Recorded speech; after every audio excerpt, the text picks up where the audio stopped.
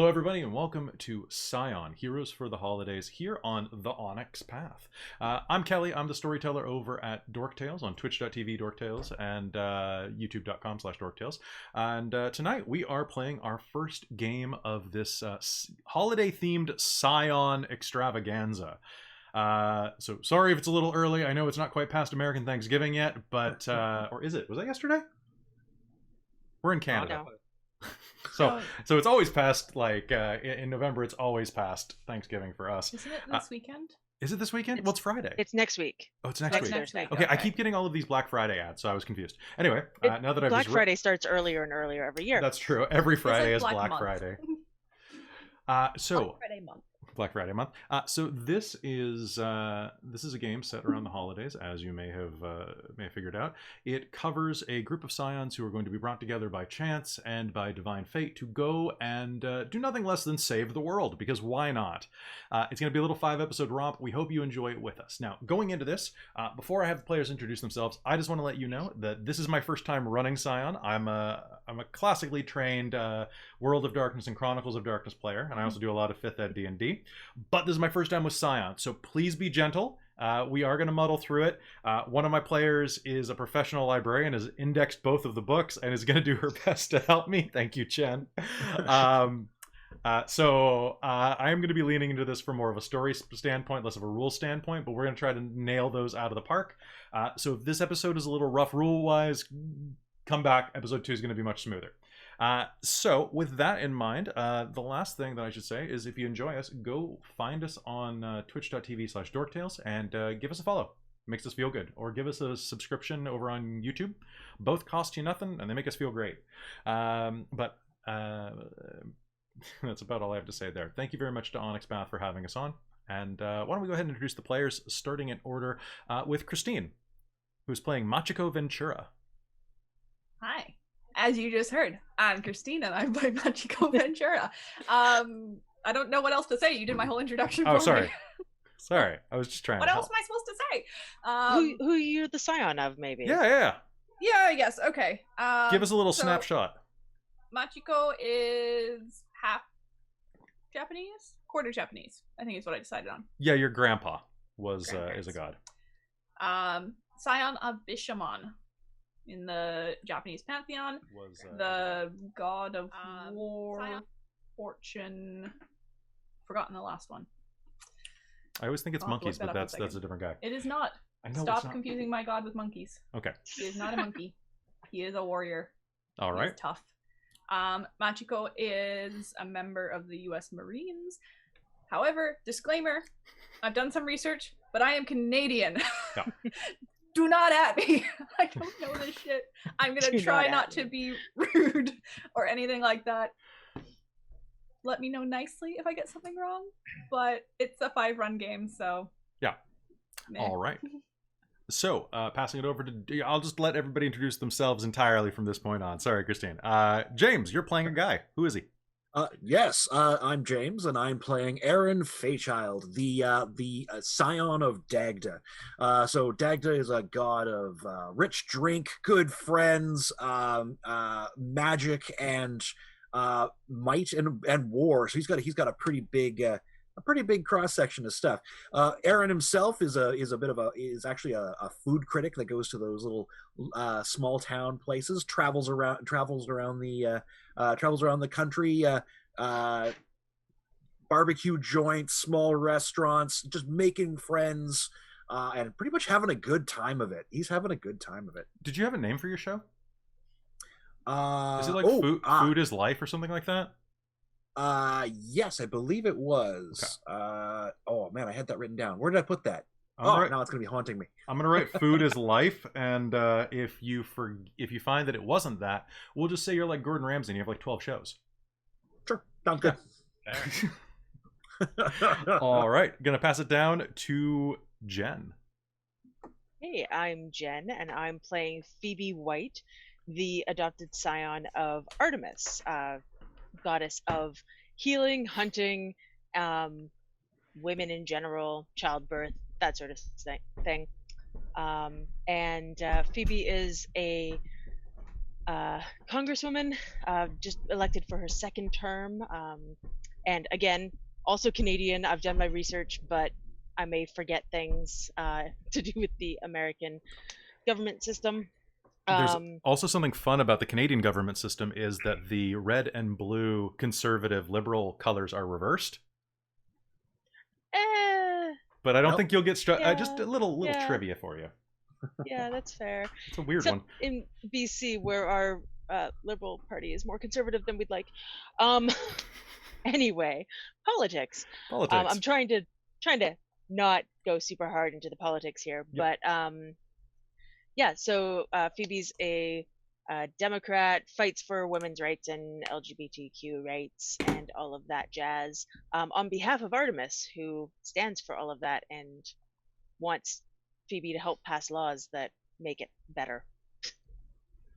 So in the name of the moon, you will punish them. Sorry, it was easy. And finally, hey, Mike. Hello. Hello. Hello. I am Mike. I am playing Ogimaa Gagner. He is a scion of Tawashkara, and he is a member of the Ojibwe First Nations. He runs a criminal syndicate at a casino. Yeah, don't sugarcoat it. That's what he does. He's a crime lord that runs a casino. What more do you need? What more do you need? It's great. Yeah. And disclaimer with that, I am also personally a member of the Ojibwe people. So that's kind of why I leaned in towards playing a character like this, because it's kind of neat. It's also given me a bit, extra of a reason to, delve into my own culture. So you don't really see it in very many pieces of media, so it's kind of cool it's here. Yeah, exactly. So it's kind of neat. I do not know the language, but I will try to put a little bit in here and there. I'm trying to learn the language, so. Cool. All right. So, does anybody have any last thing that they want to run over or talk about before we go in? All of you should have picked your knacks equal to your callings. So those are your active knacks. You may have more than that, but those are what you have active at the time. We trade them out at milestones. I'm going to say that basically every episode is probably going to encapsulate a milestone. Okay. If it doesn't, nothing important happened that episode, and we shouldn't have ran it. So, run this short, yeah. Yeah, exactly, right? So this, and for those of you who are watching right now, the idea behind this show is that it's kind of like what happens if John Hughes had been the director of Hercules, is kind of what I'm going for. So it's like planes, trains, and automobiles and the Hydra, like that kind of joke. All right. So anything else you want to run through? All right. I think I'm feeling pretty good. Okay. The only thing I would say, Mike, if you can turn your audio up a tiny bit, like maybe 10%. Cool. All right. How is this? Oh, it's so beautiful. All right. Fantastic. All right. Here we go. Let's do it. Okay. I'm just going to check one last note, and then we're going to start. I'm a little Twitter-pated. I'm not going to lie. There's something different. Like, if you guys go over to twitch.tv/dorktales, you notice that like I run streams of role-playing games 5 nights a week almost right now. Do it in my sleep. The second I'm doing it for Onyx Path, I get all like stage frighty. It's weird. It's Onyx Path, and it's a different system too. It is a different system. Yeah. So okay, you're not as comfortable. It's fine. Well, we got this. We got this. Speaking of how much we got this, here we go. Oh. Do you want me to make you less white, Christine? I don't think I'm actually blooming like very much. It's just it gives this sense because I have such a dark frame that's also reflective because it's a wig. Midgard Demon has a point. Also, Midgard Demon is the most correct person to be named at this stream. That's fair. All right. So with that, why don't we go ahead and start? It's December 23rd, 2020. The evening is beginning to set around, and the lot of you are traveling, as so many people do throughout the holiday season. Ogimaa, you land in O'Hare International Airport in Chicago. You stop by because you know that there's a guy who works at one of the bars there, and you're having a nice conversation with him. Music is playing through, Christmas music is being piped in overhead, and the bartender, a guy named Raul, or is it Raul? I can't really remember off the top of your head. Maybe another whiskey will help. Raul leans forward and basically just starts asking about whether or not you're hiring. Raul's a tall man, scarred face, tattoos at the neckline of his button-up, and a shaved head, but not that kind. Mostly you can see the lines where he was going bald and just decided to own up to it. Oh, man. And just above that scalp line, you can see that he is indeed wearing a red... Oops, I accidentally put on the All Hallows Eve music instead of the Christmas Eve music. I'm so good at this. Okay. So Spooky Christmas. Spooky Christmas. It's going to be a spooky Christmas, but that's not what I was going for right away. There we go. Yuletide. Technically, this is a Yule celebration. It's not a Christmas celebration because I am not getting into that. All right. So he is indeed atop his crown wearing a red and fluffy white Santa hat. Come on, man. Like, I don't know what you need. Like, I'm a big guy. Like, I could do some damage if you need that. But I also make a great whiskey sour. I know both ingredients, whiskey and sour. I appreciate it. But right now I have all the staff I need. I'm like 164th Cherokee, man. You know that I can work there. Come on. We're practically brothers. Come on. I just don't want to work in this freaking airport for the rest of my life. Hey, can I get another? Okay, yeah, just a sec. Yeah, let me top you up real quick, okay, bud? Thank you. He gives you 2 more fingers of whiskey, the stuff off the top shelf. And inventory control. Don't worry about it, he says, as he walks over. Meanwhile, also in the airport, Machiko, you land. Head off your plane. You have special dispensation for your animal, your service dog. And describe your dog for me. I want to... So that is a... 1 second. I will pull up an image to describe from. Okay, sure. And what was is it a he or a she? I think I was going with he, and I was going with, I believe, Yuki because it meant good fortune. So and it kind of snow. off of... Yes. Okay. So Yuki is a big dog, right? Yeah. So it's I think Tosa or Japanese Mastiff breed. Okay. So they are generally about 36 to 61 kilograms. Oh damn, they're big. They are a big dog. And I believe they are used as guard dogs in a lot of situations. Hunting or fighting dogs. To describe this dog, it kind of has the body of a stretched out pit bull. With kind of the head of a boxer, but bigger. Yeah. It's kind of got a bit of that squareness to it. It's really cute. I'd show you, but it's on my laptop, and that would make you awkward. Yeah, okay. So Yuki stretches and hops off the seat next to you where he was slumbering. And as you are headed off, a man in the front row who's been kind of belligerent the entire way, complaining about that is a big boy. That is a big boy, yes. Whoa. Very handsome. Dogs. A man in the row in front of you who's been fairly belligerent through most of the flight turns around, starts muttering, I hate when they get up before. Come on. Yeah, and clap when the plane lands. Great, great. Ugh, I don't believe this. You know, lady, you probably shouldn't bring your dog on planes if it's going to snore.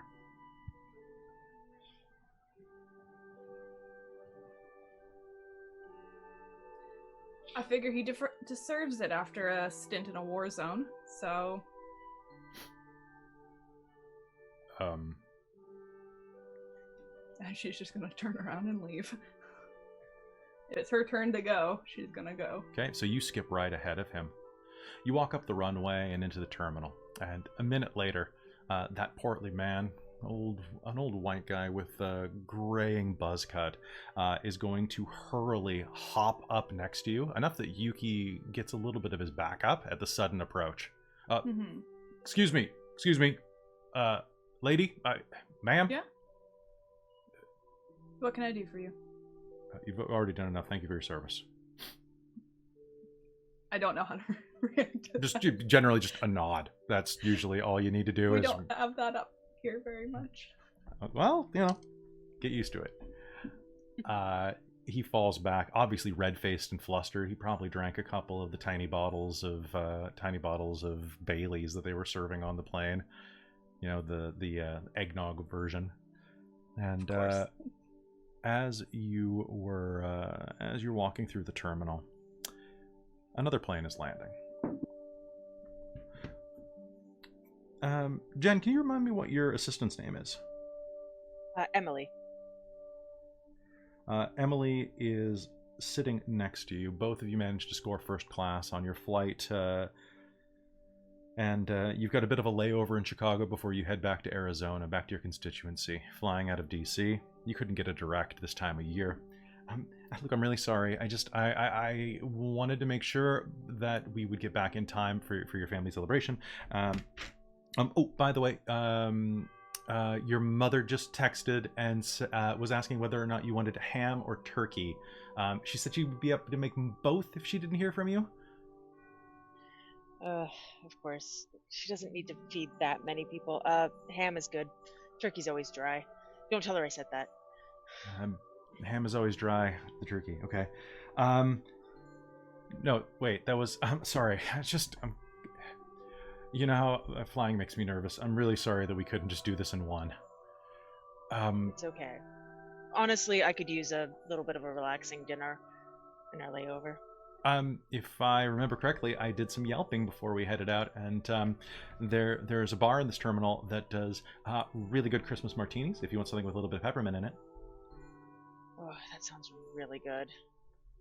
You're off the clock, Miss Representative. I'm never off the clock, but it is the holidays.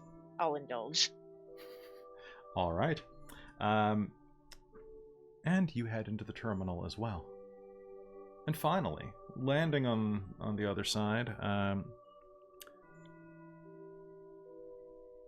Aaron, you are jostled awake as your plane touches down. Sorry. Huh? Kind of like the old woman that you were leaning on turns and looks at you. That's okay, dear. It's been a while since I've had a man fall asleep on me like that. You're a character, ma'am.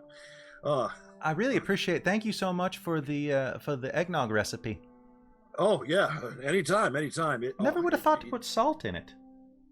It really does work, and it brings out the flavor in a way you just never expect. But you have to have the right kind of salt. That pink Himalayan, that's the trick. Can I just shave it off my lamp? No, it's a specific kind. Sorry, I don't like. I've got a Himalayan salt lamp. Can I just shave it off? It tastes salty. Why not? I'm sure it'll work. Behind you, one of your cameramen that's traveling with you leans forward and taps you on the shoulder. Hey. Yeah. What's his? Yeah, Dougie. What is it? Yeah. We should get going before she asks for your number, buddy. Oh yeah. Let's get going. Excuse me, celebrity privilege coming through. Celebrity privilege coming through. Do you know who he is? Do you know who his dad is? Come on, move out of the way. Move out of the way. Your cameraman starts butting you to the front of the line. Dougie, slow it down, man, please. Hey, if you I want off this damn plane, and if you're not gonna follow me, I'll go without you, bud. I'm coming. I'll start like wading down the alley. I'm a big guy too, so it's probably like sliding halfway up. Yeah, you're like what, sideways. 6'5", 6'6"? Oh yeah, something like that. I'm a slab of beef.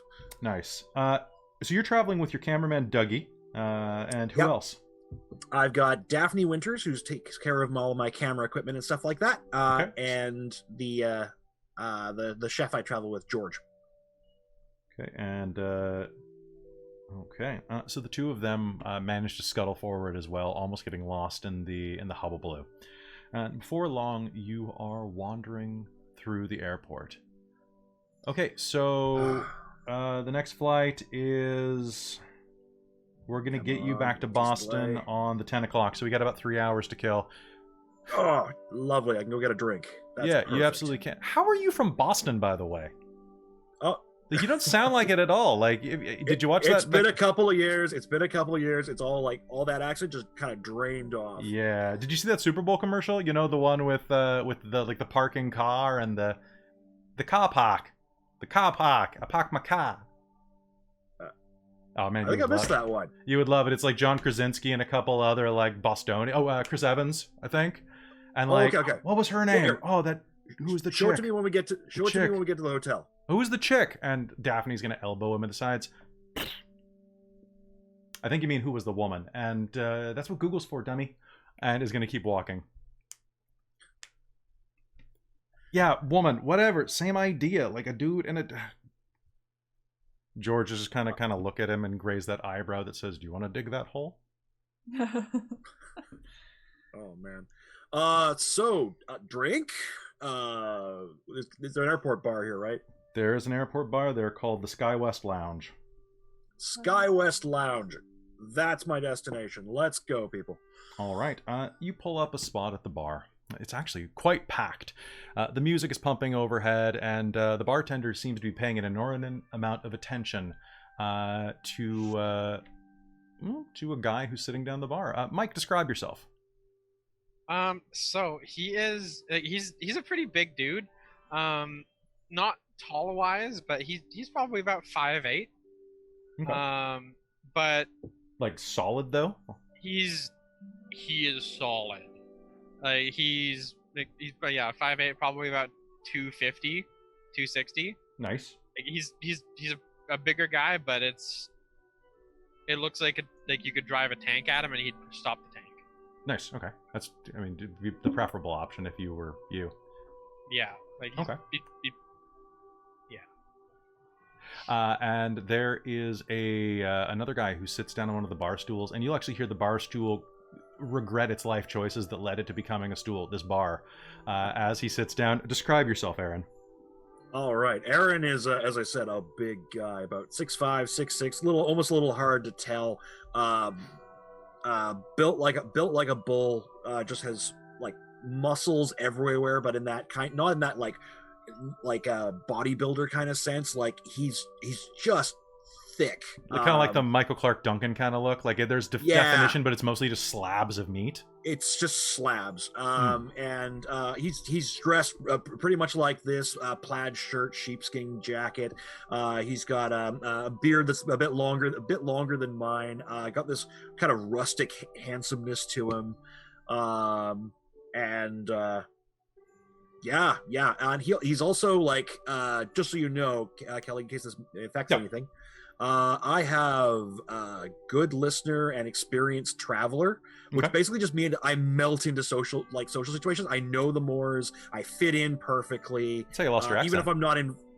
I just fit. No matter where I go, I just fit in and I'm accepted. Sounds good. All right. So that's who you're going to see at the bar. Raul goes and gives you your drink and heads off. Large, bald man with some tattoos and a little bit of facial scarring walks up wearing a Santa hat. And, gentlemen, hey, how can nice I do for hat. Love it.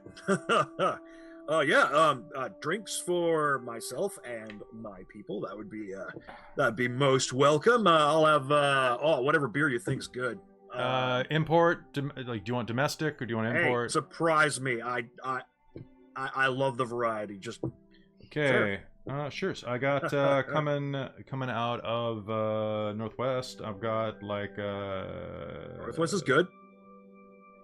I got some pyramid. Sure, sounds good. Let's do it. Anubis Black sounds good. For you, I'll have a Sounds water. fancy. Daphne goes, "What? I'm dehydrated.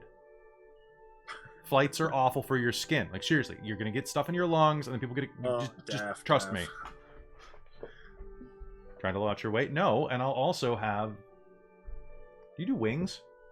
Yeah, we do wings. I'll have wings. All right. Hey, actually, wings sound good. Throw some at me too. All right. Excuse me, ma'am. Is that a service animal? The bartender says as you're approaching Machiko. What do you refer to a dog that is like an military service dog? I mean, technically, yes. Dog? Technically, no, but technically, yes. Yeah, does military count? She'll just ask. Hey, it does in my book. Behaved? He'll whisper. Oh yeah. He looks parched. You want to sit by the bar? I can get him a drink. That would be fantastic if you have a bowl. Can I get you a drink? I would love one. A beer. I'll figure it out.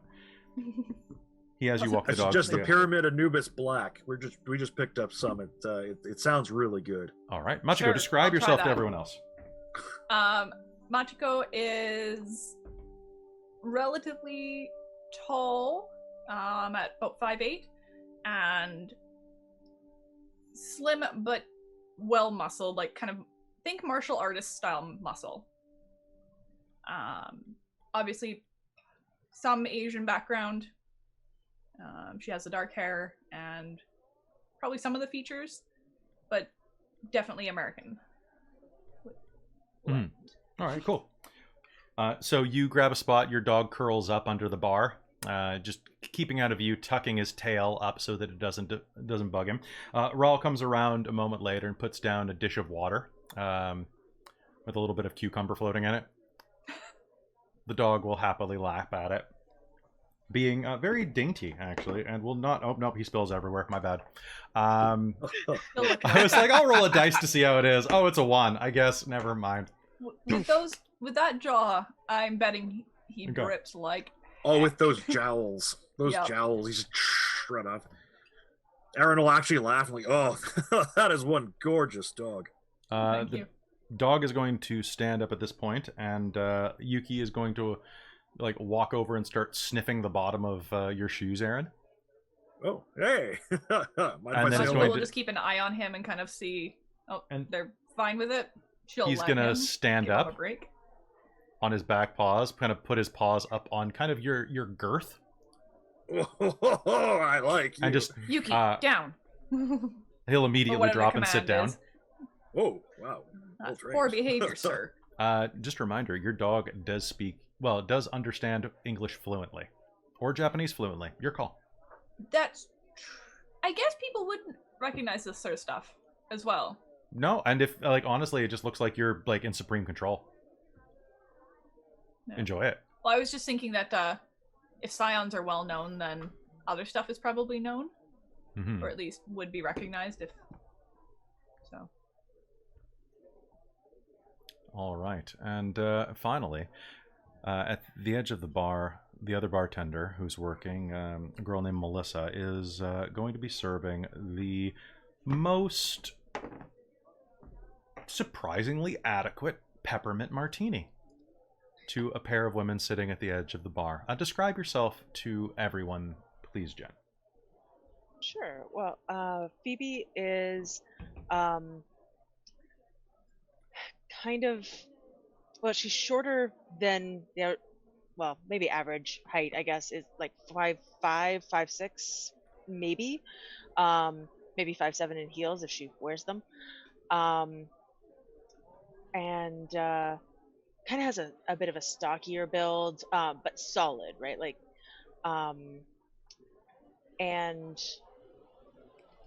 But she does have this sort of grace about her that's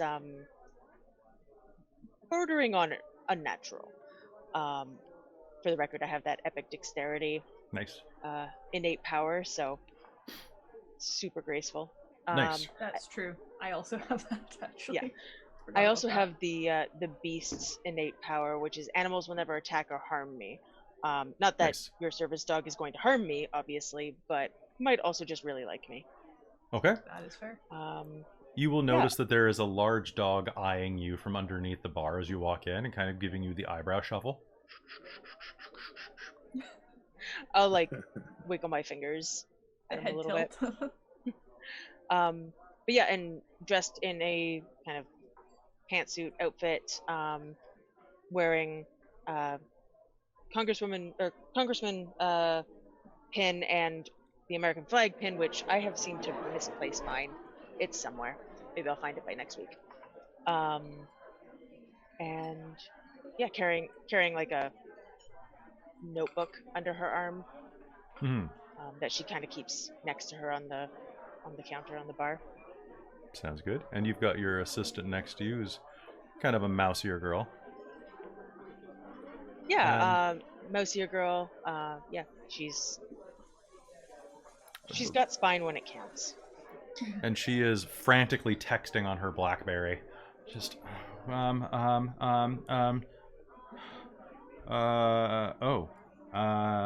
you're being tweeted. No, you're always being tweeted at. What am I saying? The squad wants to know whether or not you want to get drinks next time you're in DC.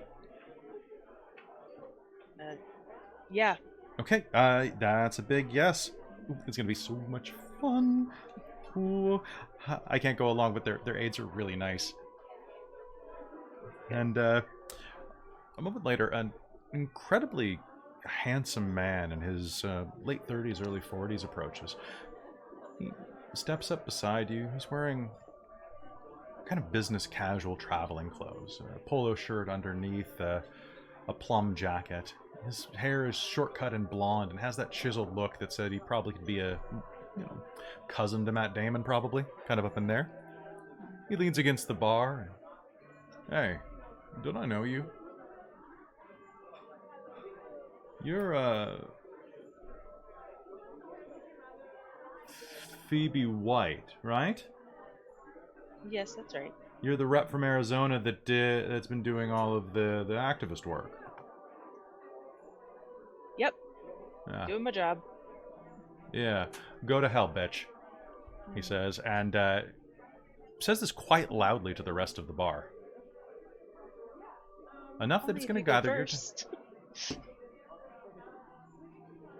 You know what? You're wrong. You're what's wrong with this country. All right? It's snowflakes like you. And at this point, you can see the wafting alcohol coming out of his mouth. He's like 6 Miller Lights into his flight. Into his pre-flight, I guess. Aaron's gonna try to like gesture to the bartender. Yeah. Yeah, you want me to get rid of that guy? Unfortunately, I'm not allowed to, sir. Oh look, I dropped something, and he's gonna duck behind the bar.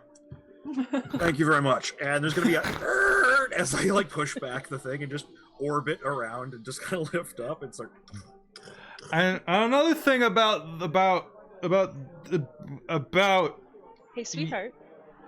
You might want to look behind you.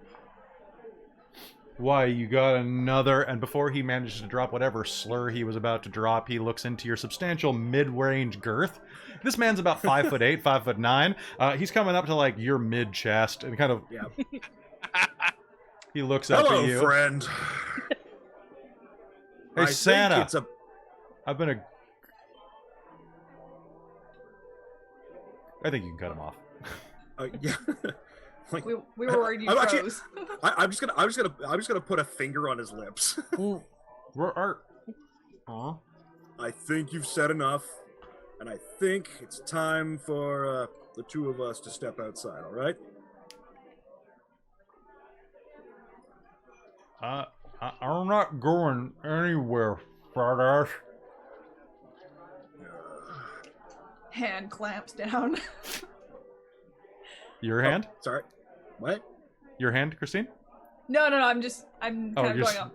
Okay. Oh yeah. All right, hand on the shoulder, sort of thing. So yeah. Actually, I'd probably like move my hand to his shoulder, like clap him twice on the shoulder enough to probably like. I got superhuman. I got the superhuman strength one.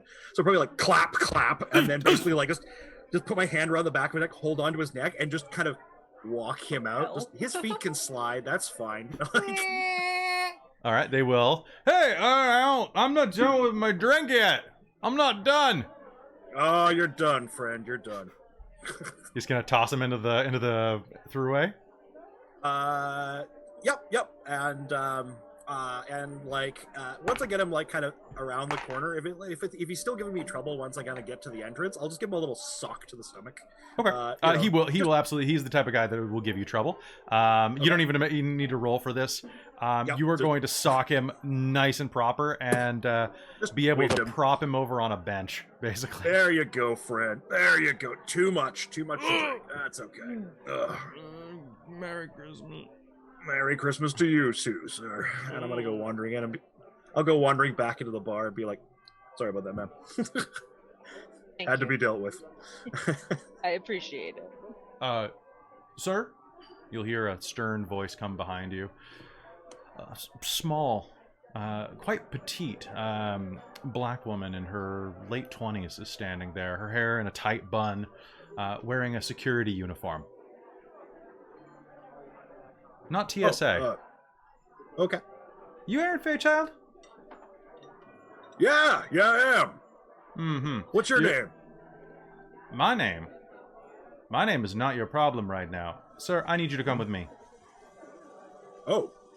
Huh. Let me just tell my friend. This man done something wrong? Are you Phoebe White? Yes. You're coming with me too. Your presence has been requested. Same with you. She'll point over her shoulder. Ogimaa Gagner. As you were about to leave the room.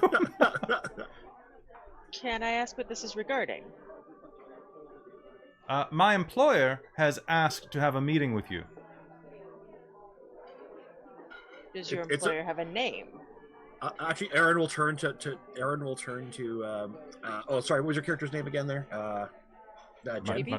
Oh, Phoebe. Phoebe. Sorry. Was it Phoebe? This Yes. happens all the time. I got a bit of celebrity thing going on. Mm-hmm. Yes, but they're asking for me too, and I'm entitled to know who I'm going to go meet. Mr. Odinson. Same with you, hon, and the dog. I assume that's a dog. Is that actually a dog? No, it's not. All right. Y'all best head over to the Stormcloud Lounge. Go over to Idelta to the Sky Club, and give him this card, and she'll hand you just a business card for the Stormcloud Lounge. Machiko will kind of look at her beer and just be like, fine. You can carry a beer across the terminal. Hey, Not if I'm Daff. gonna go talk business with somebody. Daff, it sounds like I got some business. I'll be back in just a little bit, okay? And Machiko will just snap her fingers at Yuki and pat the side of her leg. Okay. Phoebe will turn to Emily and be like, "Can you just get me some food to go in case this takes until our flight time? I can eat on the plane.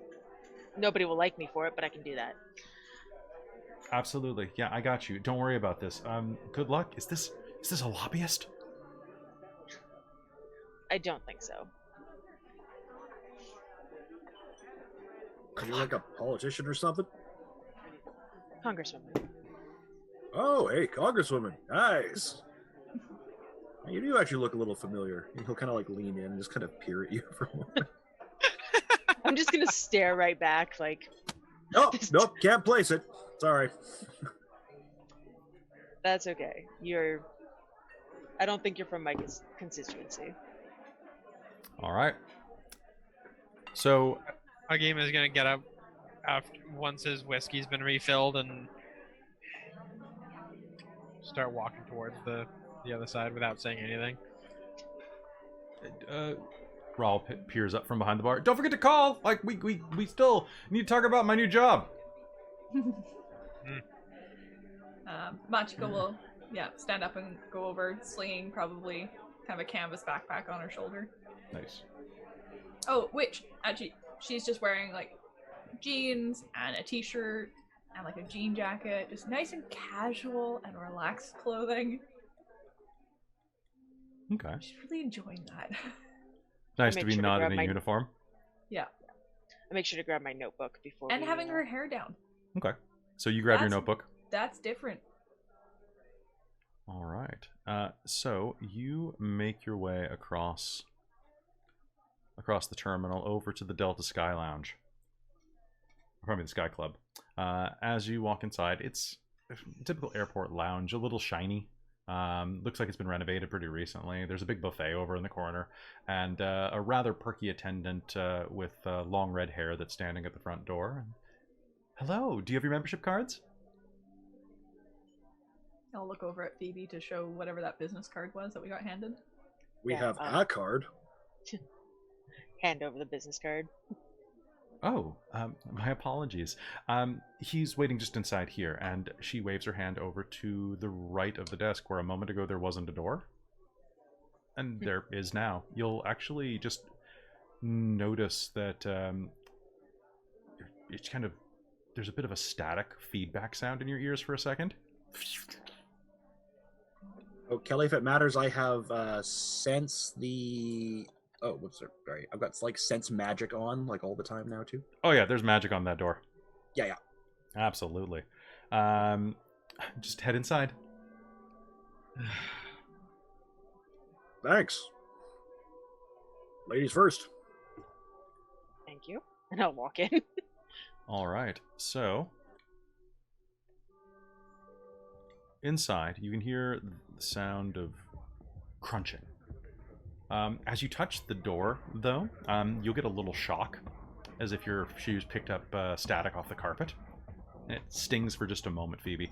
As you enter, it's a fairly large room with Corinthian columns holding up an impossibly dark ceiling. There's some low thrumming music playing inside of the room, and at the end of it, you can hear just this sound of grotesque eating. Ugh. Are you there? Who's here? I need another beer. Servant, bring it over. Servant? I'm just gonna walk in and just kind of stand there and wait. A 7-foot-tall, red-headed, bearded man wearing a leather jacket, a tank top that's a little bit stained, and a pair of dark, ripped jeans and boots is going to be sprawled across a sectional lounge. The entire place looks kind of like... honestly, it kind of looks like a biker's version of a longhouse right now. And he'll look over at you. As he does, his eyes crackle a little bit with blue light. You're not one of mine. Who are you? Phoebe White. Alright, sure. I dig. Where's my beer? Is there beer? I'll look around. Is there beer? Whoa! Are you one of mine? You're a bigot. Aaron Faechilde. You summoned me as well. Or somebody did. Oh, yeah. Come on in! Come on in! We've got food. There's beer. The elves ever come back? Elves. Nice. Got an elf. Got 2. Hey. You want some food? I've got goat. Goat sounds good. Let's do it. Millie, bring it out! A rather slender woman, standing about 5 feet, maybe 4'10", wanders over carrying a tray of roast goat meat. Just be good to the bones, okay? Oh yeah, of course. That smells good. Aaron will just start plucking some off. And then she'll come over a moment later carrying a number of giant, like comically large, glasses of beer, like full beer stein mugs. And she's carrying about, let's see, there's 1, 2, 3, 4 of you, one of him. She's carrying 12 of them, like an Oktoberfest maiden, and just sets them down on the table. The huge red-headed man grabs one, palming it in his giant hand. I'll do the same. Skull! Alright. So you're the only ones here. I expected there to be more going through here. So. Well, it's a busy time of year.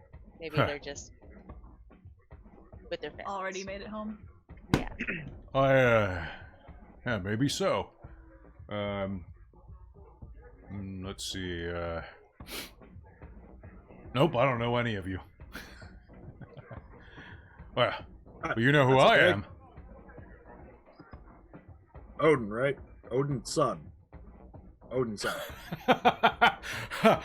Well, I got both eyes still, buddy. I don't think that's me. Sorry. Here, maybe this will help. And he reaches behind him, and on the table right next to the goat, slams down a hammer that goes directly through the table and into the floor, tipping some of the goat meat onto the ground. Oh shit. Thor. Ah, nice.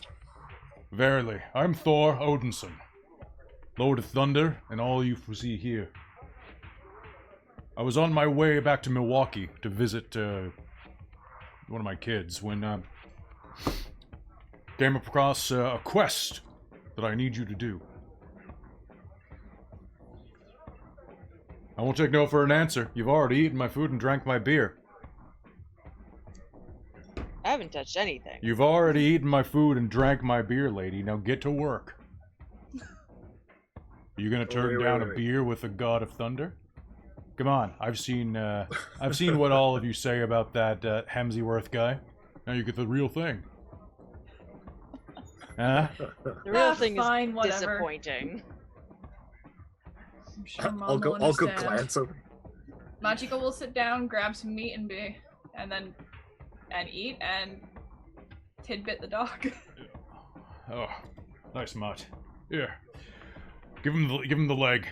Hey, don't let him gnaw on the bone too much, though. I had a problem with that once.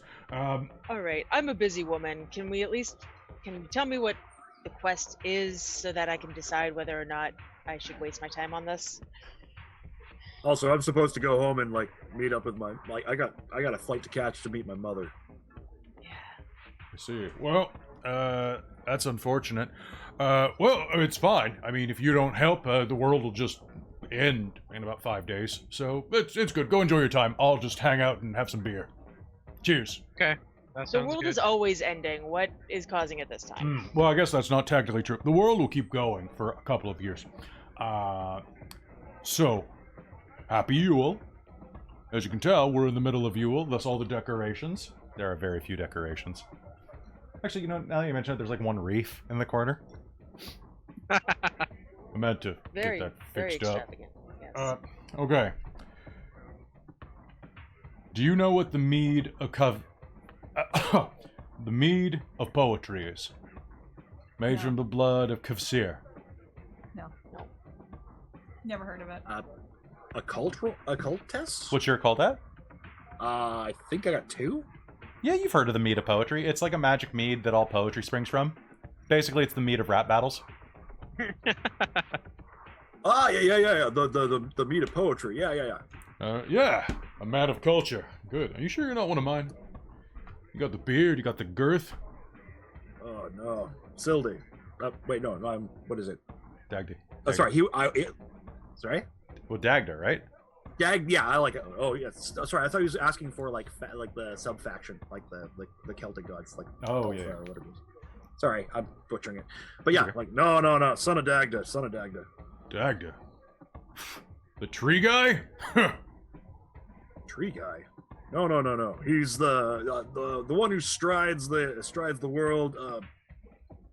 Food, drink, travel, magic. Food, drink, muscles. Yeah, that's what. Hey, yeah.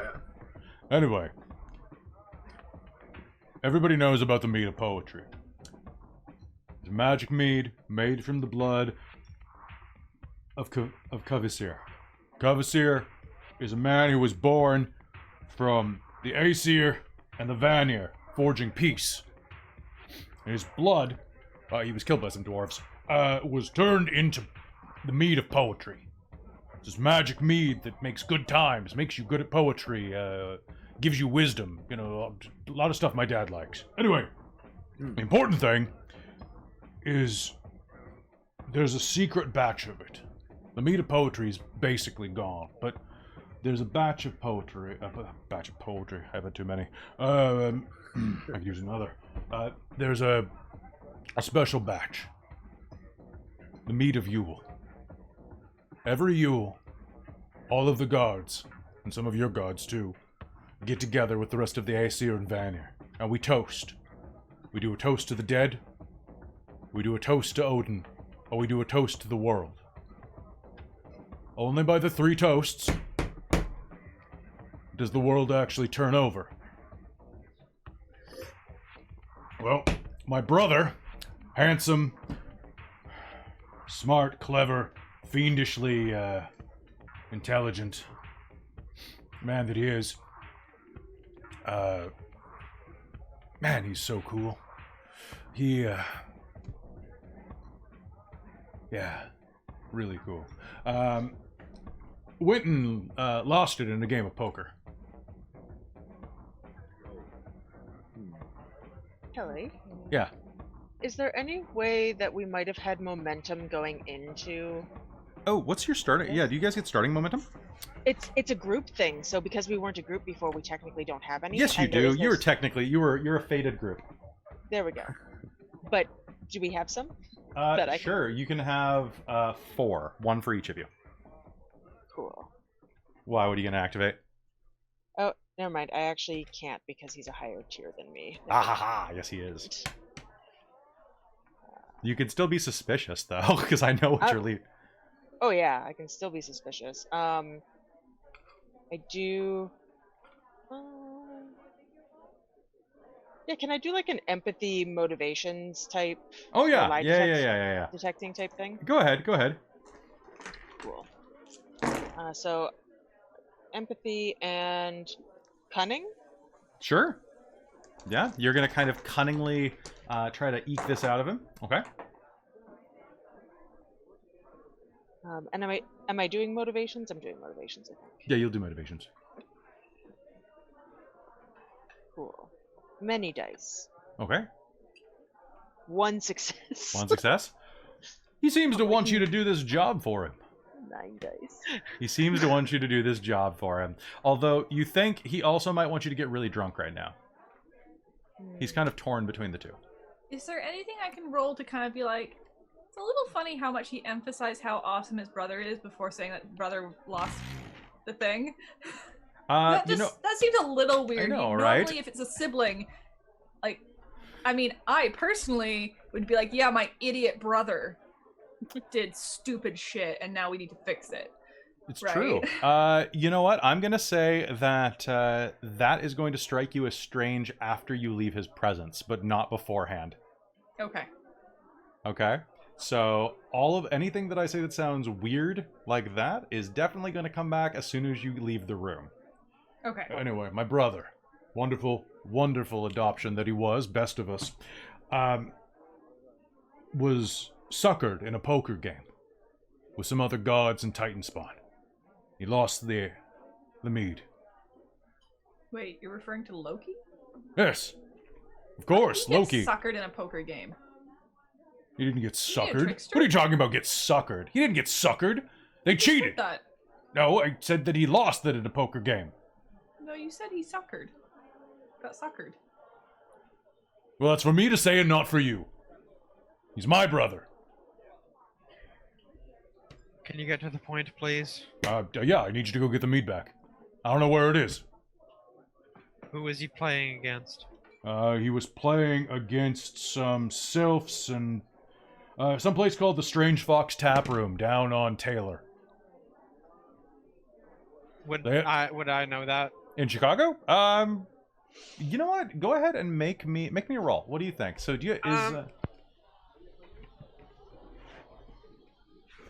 Unless you have like a knack that just lets you know stuff about a city. But how about... Yeah, I don't know. They took out Streetwise, which is normally my go-to for this. So, Yep. I don't know. Do you want to spend a point of momentum to know the place? Is that a shared pool? It's a shared pool. Okay. You have Yeah, to approve it. We have to approve it unless it's for knacks. Mike, you're muted right now. Oh, no. Yeah, I don't know. I think you nudged it again. Aha. How about that? That's the... Yeah, you're back again. All right, cool. Yeah, I must have rubbed up against the desk. All right, so what were you saying before? I don't know how.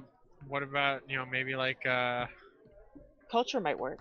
Yeah, go ahead. Make me something plus culture. What do you think? So what if you don't have any points in something? But there's no minuses anymore, so... Yeah, Oh, so you okay. just- So it's just You just roll whatever you attach to it. Attribute, yeah. okay. So maybe like culture and intellect. Sure. Yeah, see if you've heard of it. So you're looking for 8s, 9s, and 10s, since this is your first time playing this game. That's 3 success. Yeah, you've heard about it. You don't know if you've ever been there, but you know it's kind of a dive bar that a bunch of supernaturals hang out at. Do tens explode in this system? Yes, they Yes. do. Yes, they do. I know the place. Good. Good. Bungie. So here's the deal. I'll comp whatever flights you're missing. You're gonna save the world. And, if you're lucky, I'll even give you a sip of the stuff. I'll stick to my whiskey, thanks. Alright, it sounds good. Well, don't say I never gave you nothing for free, though. Besides giving you this quest to prove your mettle, Oh. I'm also gonna help you out. Alright, I need you to do this. Not for me, but for the world. Because if we don't drink that drink, then Fimbulwinter shows up early. And then it all goes downhill from there. Titan, dogs and cats living together. People spitting in the street. I don't know. Bad stuff. The world ends. Have you seen Chicago? You just described Chicago. Really, the dogs and cats here too, huh? Chicago, where the world ends. Well, it's not really that the world ends. It's just that this year won't end. If the toast doesn't go up, Fimbulwinter begins, and the year 2020 doesn't end. Okay, let's go That's find the mead. Not a good idea. Okay. Can't let that happen. Good. All right, so you head down there.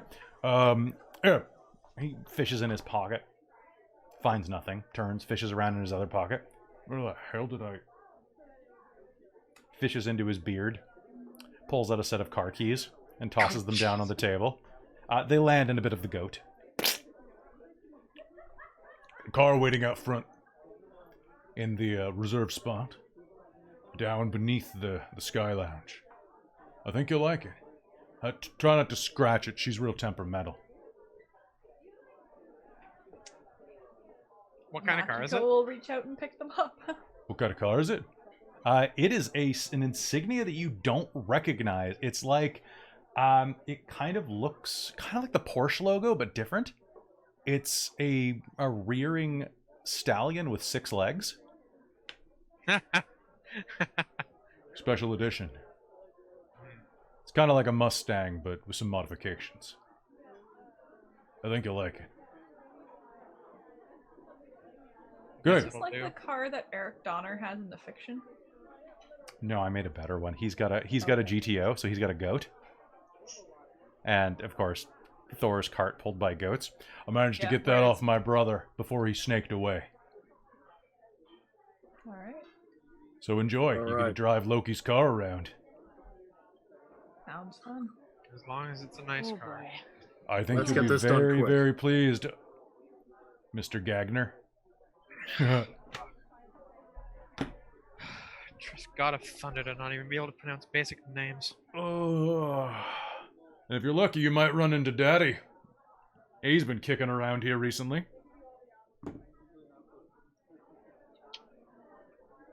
Okay. Yeah. You guys are pleasant. I like that. Are you gonna finish that? All right. Well, have a great quest. When you're done, bring the mead back here, or my. You have the business card still, right? The tally I gave. All right, my number's on the back of it. Call me. I can always show up anywhere. All right. In the meanwhile, I've got to make sure that the world doesn't fall apart in other ways. All right then. You do that. I need to go tell Emily to make sure my world doesn't fall apart either. I'm gonna just turn around and kind of walk out. Have a good quest. You mind if I take a bit of the goat on the way out? Oh, by all means, go ahead. Thanks. I'm just gonna like pile up a little into my hand and just go, it's really good. All right. All right.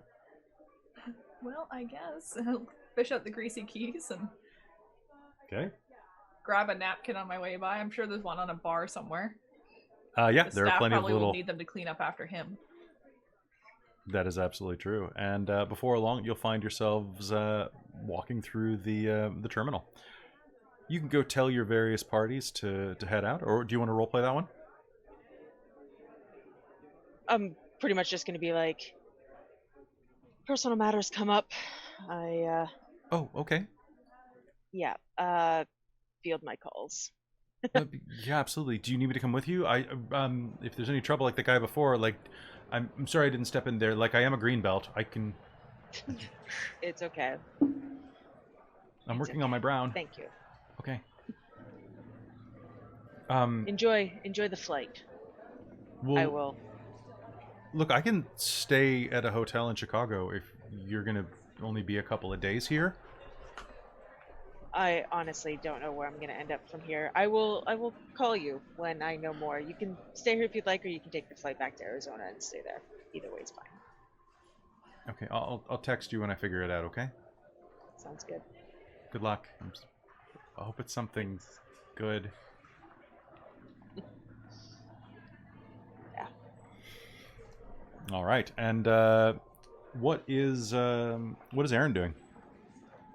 Well, Aaron's gonna go back to the bar and go meet up with his people, and he's gonna be Hey. like, yeah. How'd So your- this. Oh yeah. I was wondering how the drug deal went. That's not funny. Okay, sorry. Yeah, what's Drug up? deal. No, man, don't even get about that. Okay.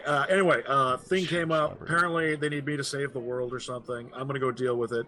I'll be back. I will have to call Ma. She's gonna be ticked. I'll call your mom for you. Daphne says. Oh, I'll just tell her that your flight got delayed because of weather. Like, it's already starting to get kind of snowy outside.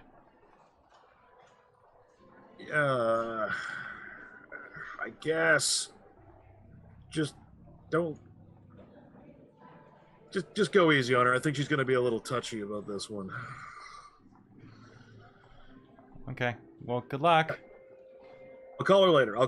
You call her later. Call her from your phone. Yeah. Do you have your phone? No. Where is it? Here. It's right here. And she'll hand you your phone, which is a pomegranate brand. Perfect. Keep You leaving get this service thing no matter everywhere. how far underground you are. Daff, what would I do without you? You wouldn't be on your third season. Oh, cold. No, maybe not untrue. As I go running up the door. All right. That endeared him. Good job. All right. And where is everybody? Are you just going straight? Are you going to reconvene? Going to say hello to each other, introduce each other? Or are you going straight to the car? I'm probably gonna call his driver on his way down, and then go down to the car. Okay. I figured I would head towards the car, and that would be a nice central place to meet up, as we were kind of told where it was. Okay. Yeah. You all Because they went up to do meet stuff. inside of the parking garage, out in front of, or out beneath the all of the security terminals and so on. You're looking at a huge expanse of yellow lights and just almost black concrete. It's as cold as a frozen cave here, and you can see that snow is falling in droves all above and around through the windows here. or the gaps in the concrete at least. Some of it's even dripping down in frozen rivers. You all stand there, all get there about the same time, outside of the automatic doors. Do you hit the button on the car? I will try it, yeah. All right. You hear whoop whoop, and then the sound of a horse neighing. Of course. And then you'll hear an engine. As rounds the corner, oh God, how do I even describe this thing? It kind of looks like a cross between a black and gray Ford Mustang, the Tumbler from Batman Begins, and kind of an SUV. It's this weird hybrid car that rolls around the corner, black metal, that has kind of an incandescent, smoky sheen to it. Pitch black wheels, 6 of them. 3 axles roll around the corner. The car drives up and pulls over to the curb, and then kind of reluctantly the doors will click open. Is it a 4-door? It is a 4-door. Okay. Okay. Who I'm wants gonna to drive? I'm gonna go straight to the back passenger door and take a seat in the. Take a point of momentum, Mike, because I know how much that hurt you not to be a driver. Nice. So is this like a sedan 4-seater sort of thing? Yeah, actually the back seat can, as you step into the back actually is the size of a stretch limo. Oh, good. As in on the inside. It's bigger on the inside. All right. Well, Because I wasn't sure how many NPCs you were going to drag along with you. It is bigger on the inside. I paid for that. So, Phoebe, right? Yes. Front seat or back seat? Doesn't matter to me. You might need legroom, and I don't know if the back has more than the front from the looks of things.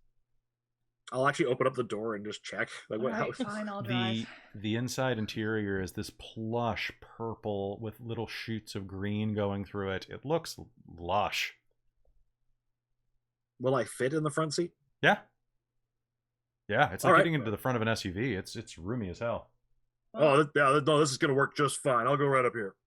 Cool. Hope you don't I'll mind stuff dogs. my backpack in. Yuki, in Yuki gets in. You sending him in the front seat? back seat. Back seat? All right, he'll curl Well, up. I'm assuming the front seat is like a fairly normal sedan type with like a middle console and stuff. So he's not really got somewhere to sit. All right. So Unless yeah, he could, I guess if there's enough space, he could lie under my legs, sort of thing. But he will curl up on the seat directly behind yours. Yeah, basically that makes more sense. The one that's back to back like a bus seat. And as the door shuts, you'll hear a bit of music starting to play through the speakers as you drive off toward Chicago. It's Christmas music, of course. Okay, so who exactly are you people? Well, you beat me to it. It's all right. Yeah. I tend to jump in on things. Aaron Faechilde. I do like cooking shows and stuff like that, but I'm also the son of Dagda, so that's a thing I got going for me. What about you lot? Oh, Machiko Ventura. I am on leave at the moment. That's Yuki. Leave from where? Middle East classified. Cool. All right. That way I don't have to come up with a name. Yeah. Granddaughter of Bishamon. Phoebe White, Representative Phoebe White. Though, I think I'm gonna just kind of try and lay low for a bit. Adopted daughter of Artemis.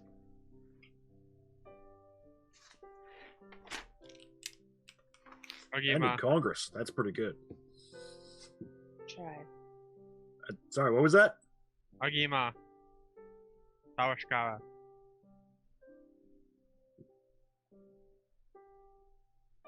Not a few words, I see.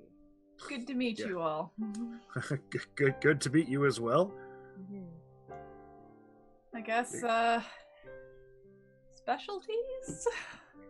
I'm assuming we're gonna get in a fight, probably. Or something. I mean, I hope Given not. what but... we're supposed to be retrieving. So after you say specialties, he'll reach into his vest pocket. Specialties.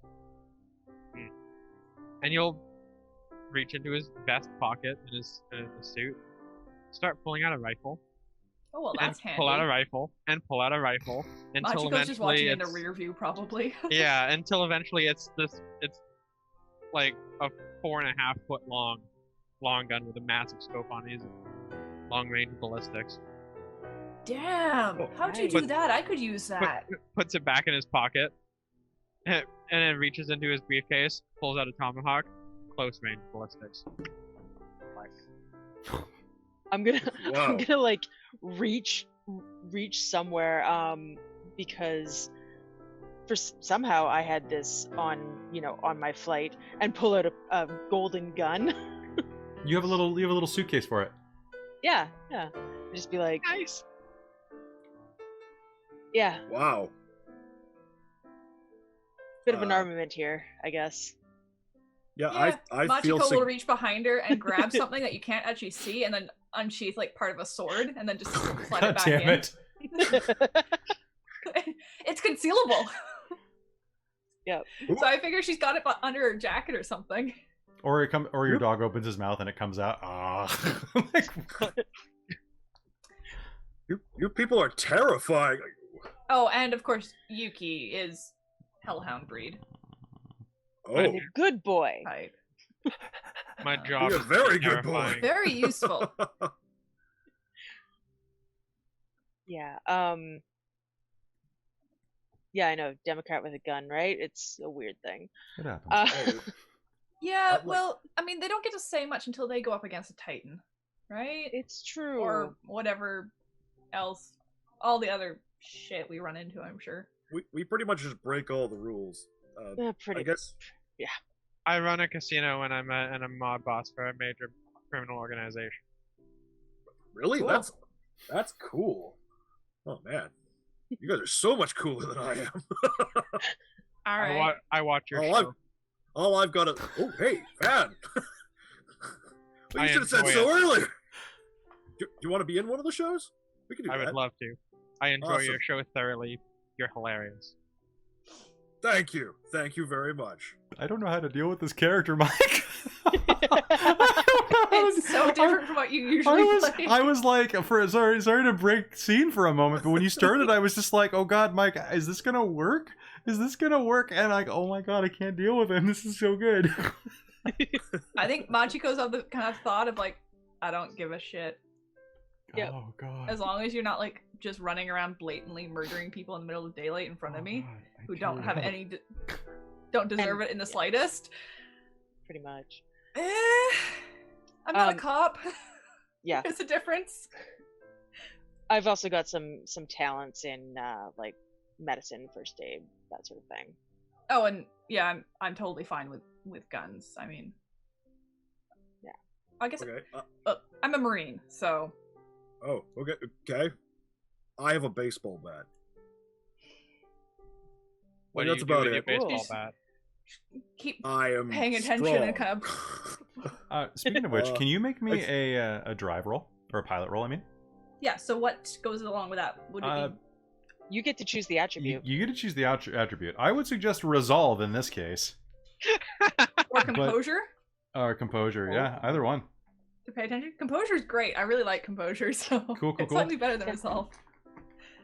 Yeah, it's supposed to be like you choose the attribute based on how you're doing something, so you can do I your kinda feel like skills in various composure- ways. Composure or resolve, really, I kind of feel like they're slightly interchangeable in some In some, yeah. situations. They're In very some ways, yeah. similar. Because I'm thinking composure to kind of pay attention to both things at once. Okay. So go ahead. Is my Yeah. thought. Okay.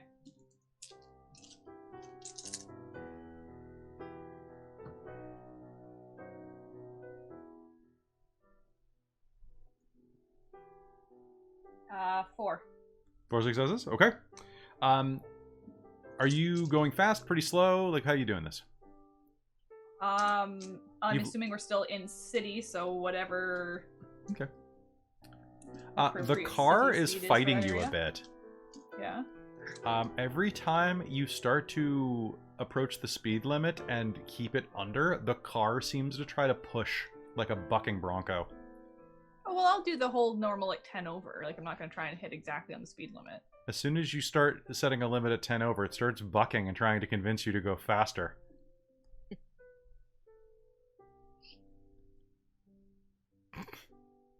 Once we hit a highway, I'll kind of just talk directly at the car. Just chill. The air vents, which have been kind of bellowing a little bit of warm air into the car, suddenly go... You would be Loki's car. And with that, you are going to see the turnoff to reach Taylor Street over on the on the near west side of Chicago. All right. I'm assuming somebody's giving me directions. Yeah, I'll be giving you directions on Because I don't think I know where this place is. All right. Just up here on the left. And sure enough, you're driving down Taylor, which is a stretch of west side Chicago that is... It's a bit old. Brick. That ancient side of Chicago that says that this is a town that built itself up from the ground floor and kept doing it every time the city burned down or sank. This is an area of mostly working class people with a bit of gentrification pushing into it. And when Ogimaa tells you to stop, you do find a place on the curb pretty quickly. But you have no idea where you're supposed to be stopping or what you're supposed to be looking at until you see just a little bit to the right a single door set into a huge brick wall. It leads down into a basement. You'll see a sign over the door that says, in kind of a dull red neon that doesn't really light up so much as just faintly glow, the Strange Fox Tap Room.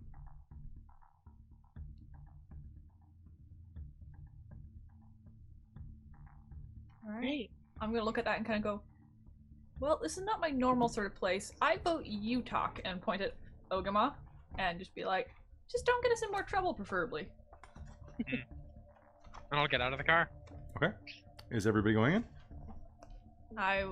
I'll pop out. Yeah. I don't know these others enough to fully 100% trust them. As you shouldn't. I mean, we literally just met, so I'm not going to, like, leave the fate of this quest that apparently is world ending in one person's hands. Yes. Alright.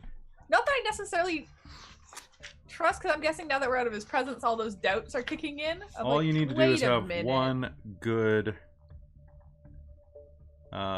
fight and you'll be friends forever. That's the way this always works. Oh yeah. That's true. Of course. Yeah, it's very true.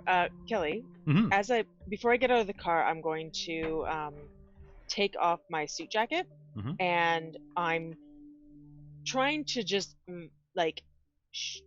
not really change a lot of what I look like because I don't have a lot to work with, but I'm hoping that by taking off like the suit jacket, it's kind of altering my identity just a little bit, because I have the metamorphosis power where anytime I try to conceal my identity, trivial characters automatically fail to see through, so I just won't be me to them. Okay, you'll just take off your coat and ruffle your hair a bit? Yeah, basically. I just don't want to be recognized as a congresswoman down here. That's fair. Yeah. All right. As you approach, you can see there are some people nearby hanging out. In an alley nearby, there's a barrel that's lit on fire with a couple of people, looks like roasting marshmallows over it. They're just having conversation. They're talking about sports, you think. Either that or someone's fighting eagles. Sorry, dumb mean joke.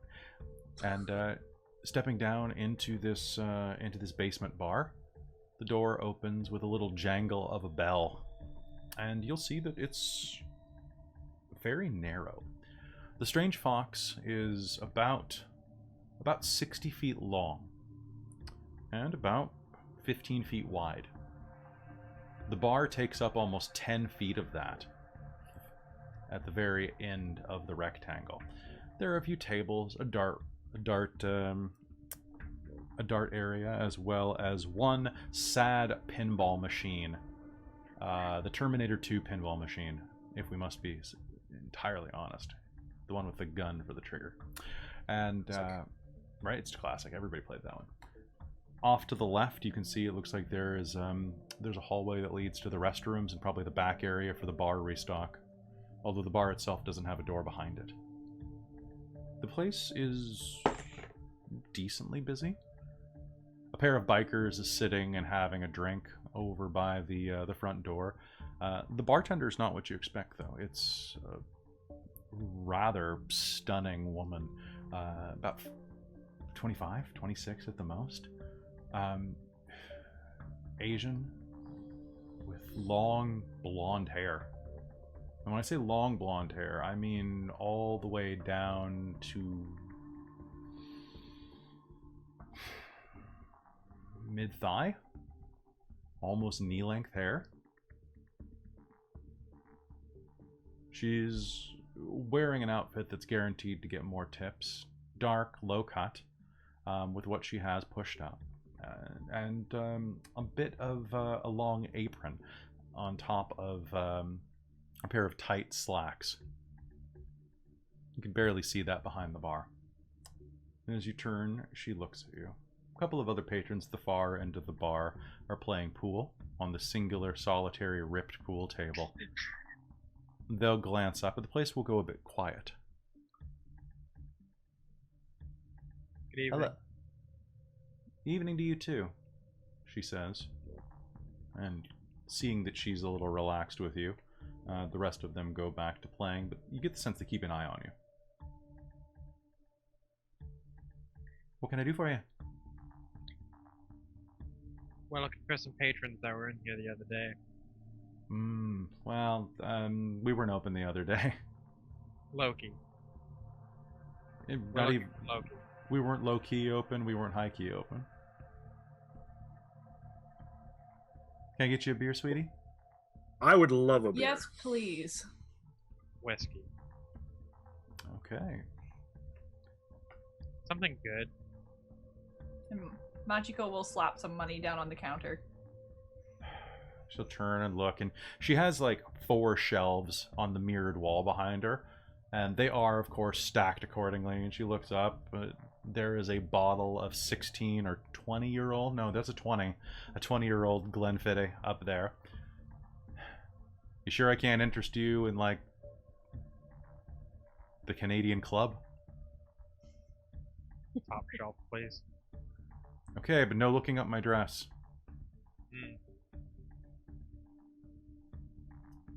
She's not wearing a dress, which is kind of weird. But no checking me out. And she pulls out a little step ladder, because she's quite short, and that's quite high up, about 10 feet up. She climbs up the step ladder, and all of you... can I get each of you to do me a favor? Can you make me a... Ooh, it's gonna be a... See, they got rid of, like, the perception roll. Yeah, I would assume maybe... Would it just be what's in composure again? No, because they're not doing that anymore. Yeah. So... Or is it more like you describe the what's going on and then we pick a pool? So basically, you're just going to notice something about her specifically. So I think empathy would work fine for this. Yeah. Maybe What empathy... happens when you don't have dots? When you don't have dots, I can decide whether or not you can roll this. Basically, like whether or not you have the skill to do it. In this case, anybody can roll this. Okay. I'll just have the difficulty will just be slightly higher. If you have anything that... so your detect magic ability, how does that work, James? Let me just get the wording for it. I've got it just right here. While you're looking for wording... magic. Presence of magic. You always know when you are near an object or place of true magic or sacred power. How this manifests is up to you. Ask the story guide if an object is magical or sacred, and they must tell you honestly yes or no. This bypasses the need to make any occult roll to identify a place or object of magical or sacred power. I guess if it's to notice anything weird about her, would occult not? Sure. Yeah, that works too. Okay, so it's what was the attribute? It's whatever you think it should be. However, you're kind of trying to think. I would say probably composure would probably be best, just to see what you notice abstractly. All right. So what do we? I was thinking occult and cunning, maybe. All right. Cool. Yeah. Let's play fast and loose with this. Let's just have fun. Yep. I'll go empathy and oh, sorry. I'll do empathy and composure. Okay. 5. Christine's dice rolls begin. To be fair, I have a 5 in composure. Holy shit! Really? Oh yeah, I forgot Scion. Your stats are huge. And a 5 in stamina. Yeah. And a 4 in resolve. Okay, and so do you tend to roll in the system? Yes. Yep. And I rolled 2 10s right off the bat, so. Me too. Yeah, I got 5 success. Holy crap! I got 3. Okay. I'm not the only one. Wow, I'm the low one at 2. Okay. So I just have to roll real quick. Okay.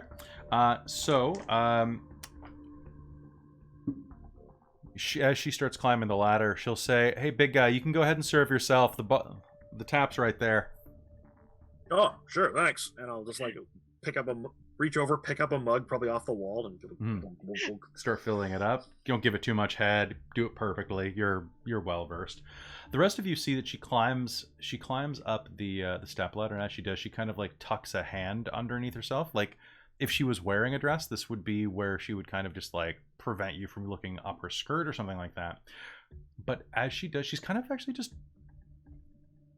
kind of bunching her hair up. And Phoebe, you're gonna notice there's just something weird. Her hair is really full, like fuller at the bottom than the top. The other two of you are going to be able to notice that she has tails. Multiple tails. Big, bushy fox tails embedded in her hair. I was wondering, actually. At least 4 or 5 of them. She's kind of hiding them. But not particularly well. It's almost like that's their flaw. So she's got foxtails? She has foxtails that she's grown her hair out to kind of hide. But as she is reaching up to grab the bottle of whiskey, she kind of like is trying to basically just kind of like. She glances over her shoulder. Hey, don't check out the merchandise. And she'll come down with the bottle of Glenfiddich. Pour you 1, 2. What do you want? Rocks? Rocks, 2, please. Yeah, you're lucky we have this. This is a tap room. 1, 2. You want to serve them too? I don't serve anyone. Not you, the big one. Yeah, sure. And I'll start passing out drinks. Good. You're cute. I like your show. Ah, thanks. I still prefer it's a lot Alton of fun Brown. making it. Oh, sorry? What? I said I like Alton Brown better, but you're good. Alton Brown is pretty good too. I wouldn't screw Alton Brown. Awesome. Here you go, Machiko. Thank you. I have a feeling that didn't go over Aaron's head. But it might have gone over James's head. Did I miss one? Yeah, she said that she liked Alton Brown's show better, and then she immediately followed up by saying she wouldn't screw Alton Brown. Oh, okay. I totally didn't hear that. I'm sorry. Okay, that's okay. The implication was there. Okay, so at this point, what we can do is there's a system in this game for finding clues. So, information gathering. Scion divides this information into 2 categories, leads and clues. So you have a lead here. So now we're going to look for some clues. Okay, the story would stall without them. They don't require a roll to find. A character just needs to be in the right situation.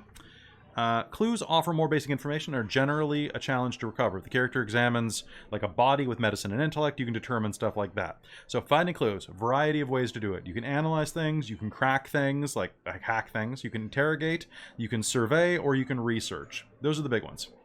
So why don't we go ahead and do a clue roll right now? So all of you can get together, and how are you going to try to find more information? You're going to talk to other people in the bar? You're going to try to flirt with the bartender? You're going to try to intimidate people? You're going to go like sneak around this place and look for like a shady back room? Like, I'm gonna talk to the bartender. That was my thought, potentially with culture etiquette. Being Japanese, and this looks like it's a kitsune. Kitsune? Yeah. Yeah. Okay. So, how do teamwork roles work in this? That's one thing we didn't look up. And then teamwork. It's not in the index. I don't know why I expected it to be in the index. I have it. You have it? What page is it on? I don't know what page it's on, but I have it in my notes. Oh, cool. So, Because I pulled it. So what do we do? And is anybody else trying to just flirt with the bartender? When one character helps another in a challenge, the assisting character assembles and rolls their own dice pool and provides an enhancement, which is that The successes auto-successes. after the fact. Okay. Yeah. So equal to the successes they roll, up to a total of 3. up to the that's right. We did go over that during session 0. Okay. We do not need to use the same dice pools, so as long as the teamwork makes sense. So I can be doing something completely different than Christine. Okay. So I could use like culture presence. Yeah. To try. I'm using persuasion and something because my persuasion is insane. That's right. Okay. I mean, I'm thinking those are the kind of the more realistic ones for my character to use. Yep. Composure doesn't make sense to me because it's my great skill, but it doesn't really fit the situation. All right. So yeah. Why don't we go ahead and do that real quick? What are Aaron and Ogimaa doing? Ogimaa, you hit the button again. Christ, this is ridiculous. I was talking to the bartender. No wonder nobody was responding to me. No, we weren't just ignoring you. I was looking down, so I didn't even see that your mouth was moving. Yeah, I was looking up at a rule, so I was just like, go away, Mike. No, so you're doing that too. I guess you guys can all like you can quad team her if you really want, as far as like just flirting with her, chit chatting at her. What are you doing? Yeah. Same. Yeah, I think I'll lean in on the same. The same. I think. Yeah.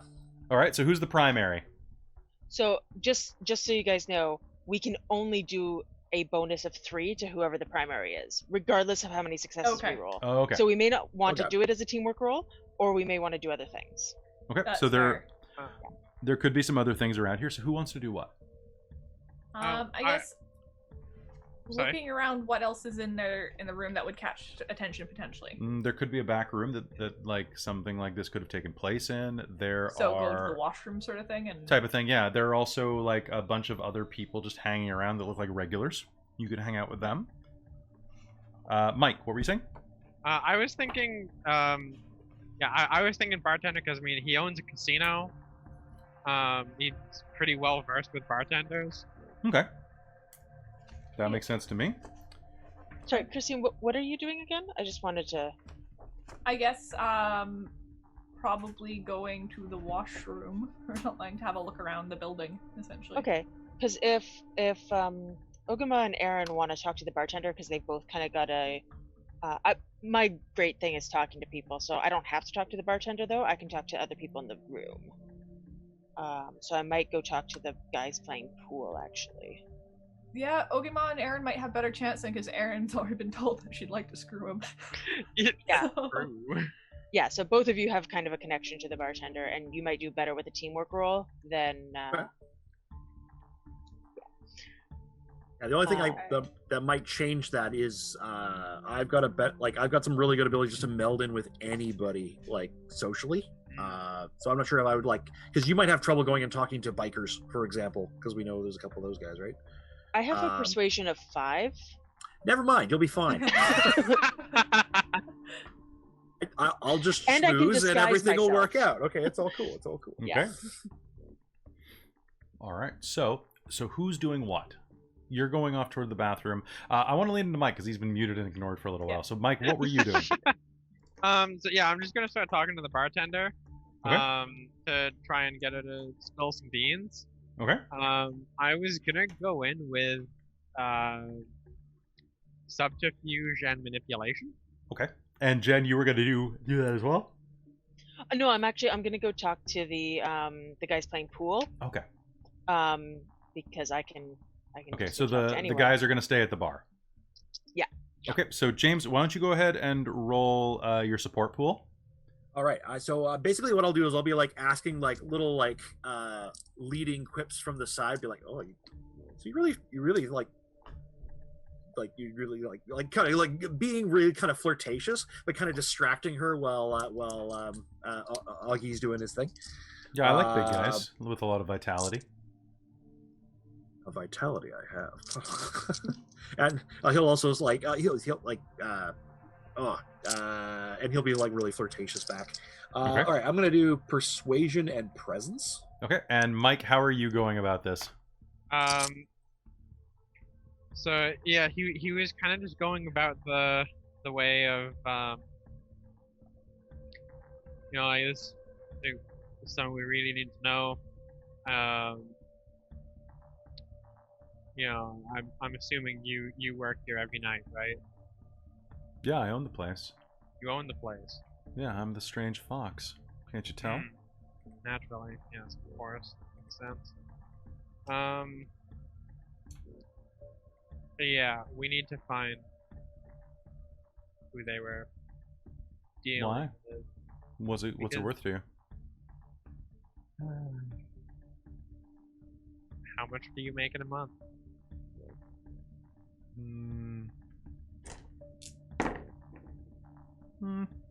Personally, after services, fees, and everything like that, I clear about $6K. I'll give you $25,000. $25,000. You know what? I'm going to give you a +1 enhancement on that roll. Resources out the ass. Wow. He owns a casino and he runs a crime syndicate. Like this No, guy. no, fair. I'm just like, holy shit. Damn, All right. man, you are rich. And what did you get on your support roll? What did you guys get on your rolls? I need to know that. I got 3 on my Okay, so that'll be +3 enhancements to Ogimaa and Ogimaa. And I got 6. Holy shit! Really? Yeah. Man. Oh, Yeah. God. Scion is broken. I love this game. Remember, rolled you can two. set like really high difficulties. I too. did, but I didn't set it 9 high, or pardon me, Yeah, 10 high. Well, yeah, because like my manipulation is 5. So what this means is that with that roll, you are going to get. So here's some stunts: interpretation, Q&A, player inspiration, or extra clues. You're gonna get stunts. Okay. Wow. So you're gonna get 2 stunts. So I can give you an extra clue, which can relate to any skill that you possess and did not use for this roll. I can give you an interpretation, some additional context or insight. I can just answer your question. There we go. There's the stunt. Okay. Yeah, he wants to know who was here and where they went. Okay, Venmo me in, and I'll tell you everything. Oh, Sounds question. good. I have to ask this. What's an SGC? A story guide character. It's an NPC. Okay, because I also have good listener. When you make casual conversation with an SGC, the character will reveal information or an important detail that the leader is looking for if they know it. So I think that works even if I'm supporting. And I am doing casual conversation. Before using this ability, tell the story guide what you're seeking. I think you know what we're seeking. Yeah, it's the first game. Go ahead. Yeah, if the SG doesn't know it, you immediately become aware that the character isn't relevant to your quest. Even the most recalcitrant of characters usually eventually opens up and reveals a clue. This power requires no roll. Okay. Awesome. We squish mortals just in She's any not even way. an immortal and she got That's squished. not even a mortal. That's an SGC. Yeah, I know. But Jesus. any. I have aura. So, yeah. Okay. Ogimaa is gonna flip his phone open. There you go. Bing. Holy shit. I wasn't kidding. Holy shit. I own a most successful casino in the city. What casino? I don't care. His money's worth it. No, but I care. I want to put a show there at some point. The Ashermontu. Ashermontu. It means great spirit. All right. Meanwhile, the other two of you, before she just dumps the entire plot on your lap. Okay, so we'll go with Christine and then Jen, because I have something for Jen that I want to Nice. save her. Okay. So, Christine, you head toward the bathroom, and as you do so, Yeah. you can see that there is, in fact, a third door there. There's the men's room, the women's room, and probably looks like it just says office on it, on an old burnished plaque. This hallway is completely painted black, and as is the door, except for that little plate that says office. If you try the door, it is locked. Okay.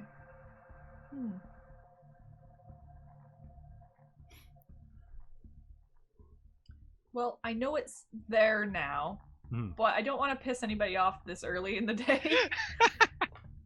I mean, but you I could know that you could make a roll just to trick the lock. Sure. Remember, you're a Scion. You don't go small. We go big. This is an action TV show. Oh, Achi. My Kami signature purview. I was about to say, can't you just talk My to things innate as a Kami? power is to speak with the Kami of objects and animals and attempt to influence them, and they can do stuff like a car turning on and stuff like that. Yeah, so that includes like a lock flipping. A lock Yeah. just opening. I'll So talk how do to you it then. do that? So I'll it's your probably just go, hello, little lock, or something like that, and hello. just quietly talk to it and be like, Does it just do you have to spend anything, or is it just really automatic? curious. No, it's innate. What the hell? It's Scion. innate power. Oh god. They have an attitude of 2 towards you by default. I don't know what that means exactly. It's all I'm right. assuming that's neutral. It's like slightly better than neutral. Okay. It doesn't hate you automatically. I'll just say I'm really, really curious and I want to look. I won't touch. It doesn't respond so much as just you kind of get the sense that it's like, yeah, I can understand that. I'd be curious too, and then you're the lock will pop for you. So, what you expected, you actually weren't sure what to expect, but instead of a small office with a desk and a chair, you will see a large storeroom. There's an office in the corner, but there's also a hanging pot light in the middle of the room with a very ornately carved wooden poker table. Fancy. It has strange chairs surrounding it of all different makes and matches. One is a chair that looks like it's from a Victorian table set. The other is a recliner that looks like off of a sitcom, you know, with the dad's recliner. Another one is an ornate throne made out of blood red leather and black chiseled wood. Another is a lawn chair that's still slick with a bit of moss and moisture. And then finally, over in the corner, there's no other way to say it. It looks like the world's most comfortable high chair. It looks like a chair designed to get a hobbit to the table, or smaller. Do any of these make me think of a particular god or occult thing? You're not sure, but what you can do is you can make me a roll to like search the room real quick. Sure. What do you think that would be? Investigation would probably be what I would go with. Investigation is not a thing. Oh god damn it, it's not. So I know, right? I was looking for it and then was You're like, right, what sort you're of right, you're what right. sort of things are you looking for? Is kind of like yeah, that's more. So this would probably be either you a said cult, occult things. occult or survival. I have 1 dot in each. Okay. Do it. Do it. I guess I'll attempt a cult and I don't know, composure to pay attention? Or what do you think? Cunning to look quickly, or That's true. It's not Yeah. very good, but that's true. Well, no, like pick what anything you want. Like you could do any type of mental or physical skill, even some social ones potentially. Well, maybe resolve then. Resolve. It's So not- resolve means you'll take your time. Oh, okay. So Which basically, that you do it hard, you do it gracefully, or you do it like stubbornly. So you could Okay, do well, I don't know, dex then for graceful? sure, like you're like looking under stuff, climbing on stuff, looking around like a monkey, basically. Or like peeking under and kind of look. Sure, I'll allow it. Checking Let's down do it. Do a dex and And occult because that's the weirder roll. Yeah, that's something that I actually really enjoy about this is like we get to pick what we what we roll and Yeah. what makes sense for our characters to roll. And it's all about how we're doing it, not Yeah. just. That's really cool. I think that Yeah. I'm a little worried once we get to combat in a little bit because I want to get one of those in before the end of the game. Yeah, Because I think that it's gonna the range bands and things like that are gonna feel a little clunky the first time, but I'm hopeful because the rest of the system's running really well. Okay, what'd you get? God damn it. Okay. So glancing around, you will see that the ashtray in the center of the table has not been emptied. Judging by it, you think that, and the moisture still on that one chair, this probably happened within the last 24 hours. So here's the deal. Because you have, I can either tell you stuff or you can ask me questions. Either way, you get 2 about this room. I think I'd rather you just tell me stuff because I can never come up with the right question to ask in a situation. This looks like it happened last night. Okay. This has the vibe of a late night poker session that probably dragged on to the dawn. And as you're glancing around, you were going to find something kind of wedged in the high chair. Ooh. You may add to your sheet a 4-leaf clover. Ooh. Neat. Not that you need it, but So dice rolls. What would that be? Where would I put that? Just put it down and write it down anywhere. It's just a piece of equipment. Okay. It may have some occult significance that you can use on people who are vulnerable to luck. You could also potentially destroy it to gain an equipment bonus on a roll. But looking at this, you'll check the room. This is definitely where a poker game had taken place. You'll also see that there looks like you see some scuff marks on the ground where someone probably moved something pretty heavy. Kind of like you've been in the back of a bar before. You know what it looks like when they move the kegs. Yeah. So it looks like, you think whatever you're looking for was back here. Okay. Good to know. All right. And I will. When I leave, I will ask the door to lock again. Okay. Thank you. Your dog is sitting out in the hallway guarding the door, looks up at you. Oh. All right. And I love it. meanwhile, outside, or back in the room, are you headed toward the bikers at the front? No, the pool table. Pool table? All right. So the guys at the pool table are... They look like local toughs. There's 3 of them. Definitely getting gangland vibes off of them.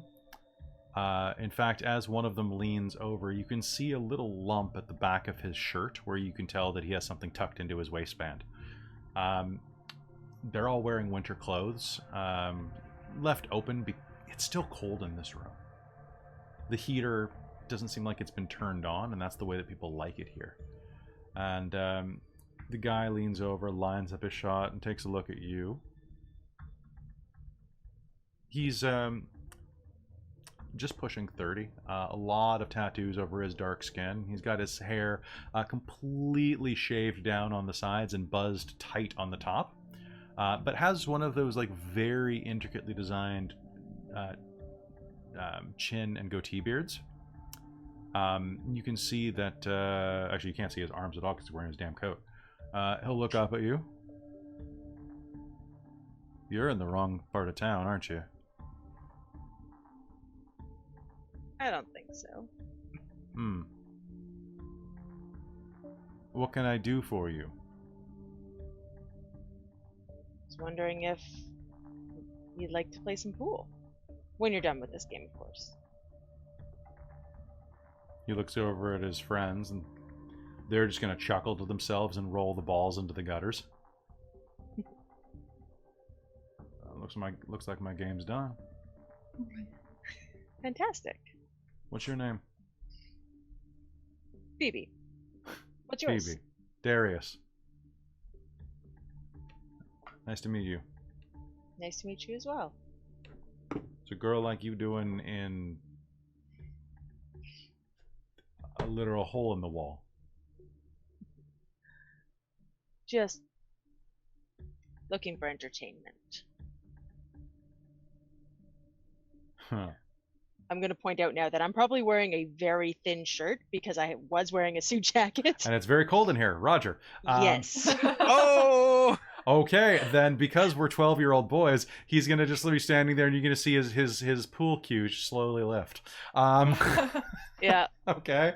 God damn it. Okay. Hey, Clay, rack him. One of his friends will rack him up. Do you know the rules? I know the rules. See, now, normally we put bets on it. You got money or something else you can put on the table? I'll pat my pockets, grab my wallet, and pull out probably like a $50 bill or something. Shit. Or do you play for more? No, I'll take your 50. Okay. What do you want? Money? To start. All right. So why don't we go ahead and have a pool game to see? So, What? he's. Oh god, it's so good. I'm loving this. I'm trying to think of who this guy looks like. I think he looks like this is a dated reference, but I think he looks like Gunn from Buffy the Vampire Slayer, or from Angel. Okay. Yeah. Very dated, but that's the first guy that popped into my head, and I was like, yeah. Well, that's not true. Fair, The first guy is always Taye Diggs. And then I'm like, it can't always be Taye Diggs, Kelly. Pick the next guy. Always. Always. Everyone is Taye Diggs. Just everyone is Taye Diggs. He's so handsome. Okay. So, what are you going to do to try to win him over and get his... So, my goal in all of this is to get him talking as we're playing, distract him a little bit and just kind of get his guard down. So I was thinking something like maybe a persuasion, cunning, persuasion, manipulation, but I could also lean more into the pool thing, though I'm not sure exactly how. athletics? Science? Yeah, I could do... Maybe do like athletics. and dex? Like you could, I mean, honestly, if you're just using the game as a medium, you could use you could use dexterity and persuasion. I could do dex and persuasion, yeah. Because That's like a you're good not roll. like the game winning is not the point of this. The game is the mode No. through which you're persuading. Yeah, exactly. Because this system is super flexible. Right. And while I'm doing that, I am going to spend one of our momentum to use lie detector. Okay. Anyone of a tier lower than me suffers +2 complications to lie to me. Okay. So if I'm like currently in pursuit of something and they're somehow involved, they simply cannot lie to me at all. Okay. You have to tell me if a lie has been told, though it does not automatically reveal the truth. Sounds good. Yeah. Yeah. All right. So, Hit me. okay. Can my specialty negotiation Yeah. factor in? Yeah, dexterity plus persuasion negotiations. Sounds great.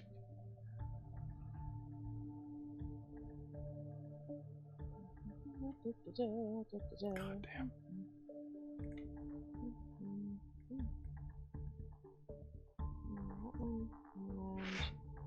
That one, and that one.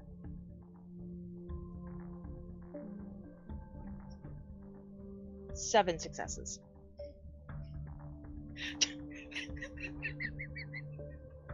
I had 10 Finally, dice. not just me. This is great. I had 10 dice. This is like Five- your favorite game, Christine, I love because this now game. YouTube's not going to hate you when we upload this in a couple weeks. 5 persuasion, Right? 5 persuasion with a specialty negotiation, 4 dex, plus I have a +1 to everything because of my aura of greatness. You're so But I great. use This is persuasion. fantastic. Yeah. Okay. This is terrifying. This is like going to be a montage to Werewolves of London. Like, oh god, what was that movie that did that? The bam, bam, bam, bam. You start doing like the behind the back shots, pushing your chest up. You're like, you're doing like the leggy butt shots. You're doing the deep bends. To his credit, he's gonna do the deep bends too. He's gonna try to like keep up with your flirtatious pool playing, and All right, Midgard Demon remembers gun. I'm happy about that. And what are you gonna ask him? Like, what are you trying to get out of him? So you have 2 stunts you can use on me right now. Cool. I would like to know, first of all, if he was around or involved with the thing last night, or poker whatever game? this. No. Ryoko hires me to do some like guard duty. I'm sometimes the bouncer here. But so I was keeping people from giving any trouble saying the bathrooms were closed. But they mostly do that after hours. Shouldn't tell you that though. But you're It's cute. all right. I won't tell anyone. Okay. Well, you want to know? Just like I said, looking for entertainment. I can entertain you just fine. You don't need any gangly guy or short guy or. You just need Darius. That's why I'm named after a king. That is tempting. And I'll like knock another. Okay, yeah, you're gonna sink. You're gonna actually sink 2 balls right there. Just. Yeah. That was not a euphemism. God damn it! I was trying to talk about your prowess at pool. Everything's a We're euphemism. 12. That's true. Everything's a pun. Everything's a euphemism. It's. Oh god. Jen's popularity skyrockets. All right, so yeah, so go ahead. What's your second question? I think actually I'm just going to like ask for an additional clue or some interpretation of stuff he's saying, just because I'm not sure what exactly to ask. Okay, that sounds good. So just one. Let me check my clue log real quick. I actually have something like that. Yeah, like so he'll just talk a little bit about like if you're looking for entertainment. Like, I mean, the guys last night were pretty funny. There was this one guy, real short guy. You would have laughed your ass off. You ever seen a man like about yay tall? You know, he holds his hand up about like 3.5, 4 feet maybe. Like the thickest redneck accent you ever heard. But like it wasn't just redneck. It was like redneck Irish. Or he was like really drunk. Either way, he was allowed to go in. I don't make the rules, Ryoko does. Fair enough. I know you, don't I? Don't think so. Yeah, I've seen you on Twitter. What are you doing Where have you slumming seen down me? here? I've seen you on, I think AOC retweeted you. You're in government. You're a senator. Or, no, you're with the House. I was trying to. I know I used my real name, but I was trying to keep my Oh wait, yes, my appearance. 100% apologies. You did use the power that it removes lower tier people, so we're going to back that. That was 2. I had a really nice scene that I was going to use, but instead nothing. Okay, so that was my bad. Sorry, Jen. That's okay. I know you, don't I? Didn't you go to school? No, you didn't go to school around here. Well, I mean, I did, but Like University of Chicago. yeah. You go? Yeah. Were you in teaching too? Yeah. Shit, I thought you looked familiar. Girl, you grew all up. Yeah. Well. You still teaching? It wasn't worth the money, so I dropped out. That's why I'm doing these bouncing gigs, but Yeah. I can still teach you something. I got out of the game myself, but Hell, I still got a ruler if you want to come back to my place. We can measure stuff. I don't know if you want to do that. I do not want to do that. He says, because he's unable to lie to you. Yep. Oh, that's funny. I, I'm gonna sink the 8-ball. I'm gonna finish up the game. Call my pocket. You earn that. Yeah.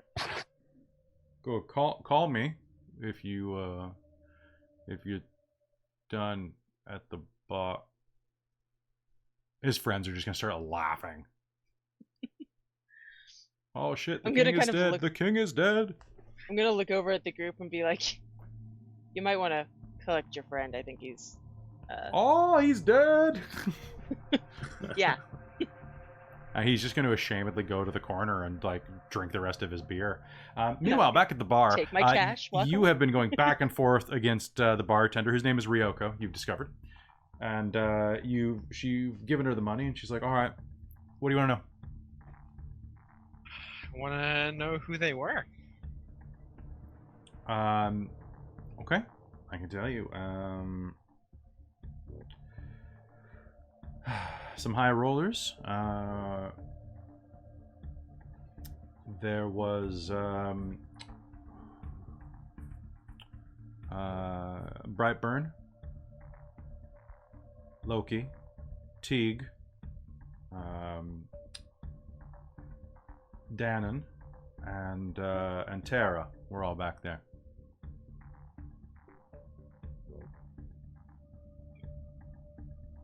I'm guessing that you are in the know. Mm-hmm. What are you looking for? Loki gambled something very important, and we need. He to came in with this weird barrel. That is what he gambled. He lost it. Yeah, he did. Teague went off with it. Teague went off with it. Yeah, Teague of the Lee. He's a clericon. Alright. Came up out of Georgia for the poker game. Out of Georgia? Yeah. Good to know. Do you know if he went back? Yeah. He said he had somebody who was going to buy it off of him. Got real drunk, not off whatever was in there. He said it was some type of magic alcohol. Yeah, it's a special need. Well, not my thing, but he about drank. You see that middle shelf that's absent right now? You know how I went to the Jameson straight to the Glenfiddich? It's because he drank the middle shelf. Son of a bitch still owes me about $300 for that, but if you can get that back for me, I'd appreciate it. Well, probably doesn't matter anymore, but we'll see what we can do. $300 is $300. If he owes you, he must repay. I like you. I think we're gonna get along just fine. Yeah, he said he was gonna sell it to someone in Atlanta. Good to know. I know he's from this little shitty Irish town in Georgia, kind of about an hour south of Atlanta. What's it called? Oh well. But he won't go back there till he gets paid. The guy's a deadbeat. That's the only thing he walked off with the entire night. But if you head down to Georgia, you should be able to find him. Bound to be he's causing trouble somewhere around there. Guess we're going to Georgia then. I was hoping we could get this done quicker than that. All right. Oh well. Well, thanks. You've been super helpful to us. Hey, you were super financially supportive. I was purely my friend here. But hey, if you ever want to go grab a drink sometime. Yeah. Sure thing, handsome. You know where I am. I'll come find you.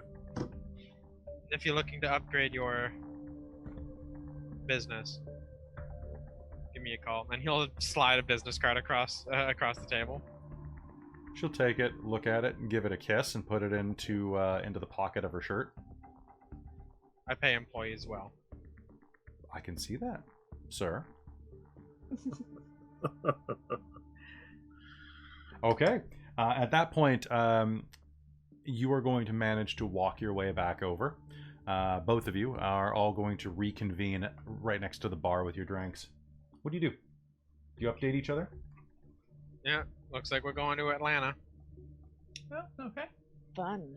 Yeah, doesn't that sound exhilaratingly interesting?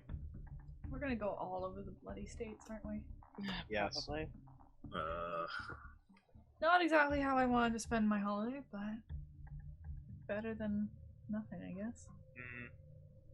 Well, we know who won the mead. Yeah. Yeah, it was like Tiga. Teague. Teague? Teague. Do I recognize what god If that you- might be?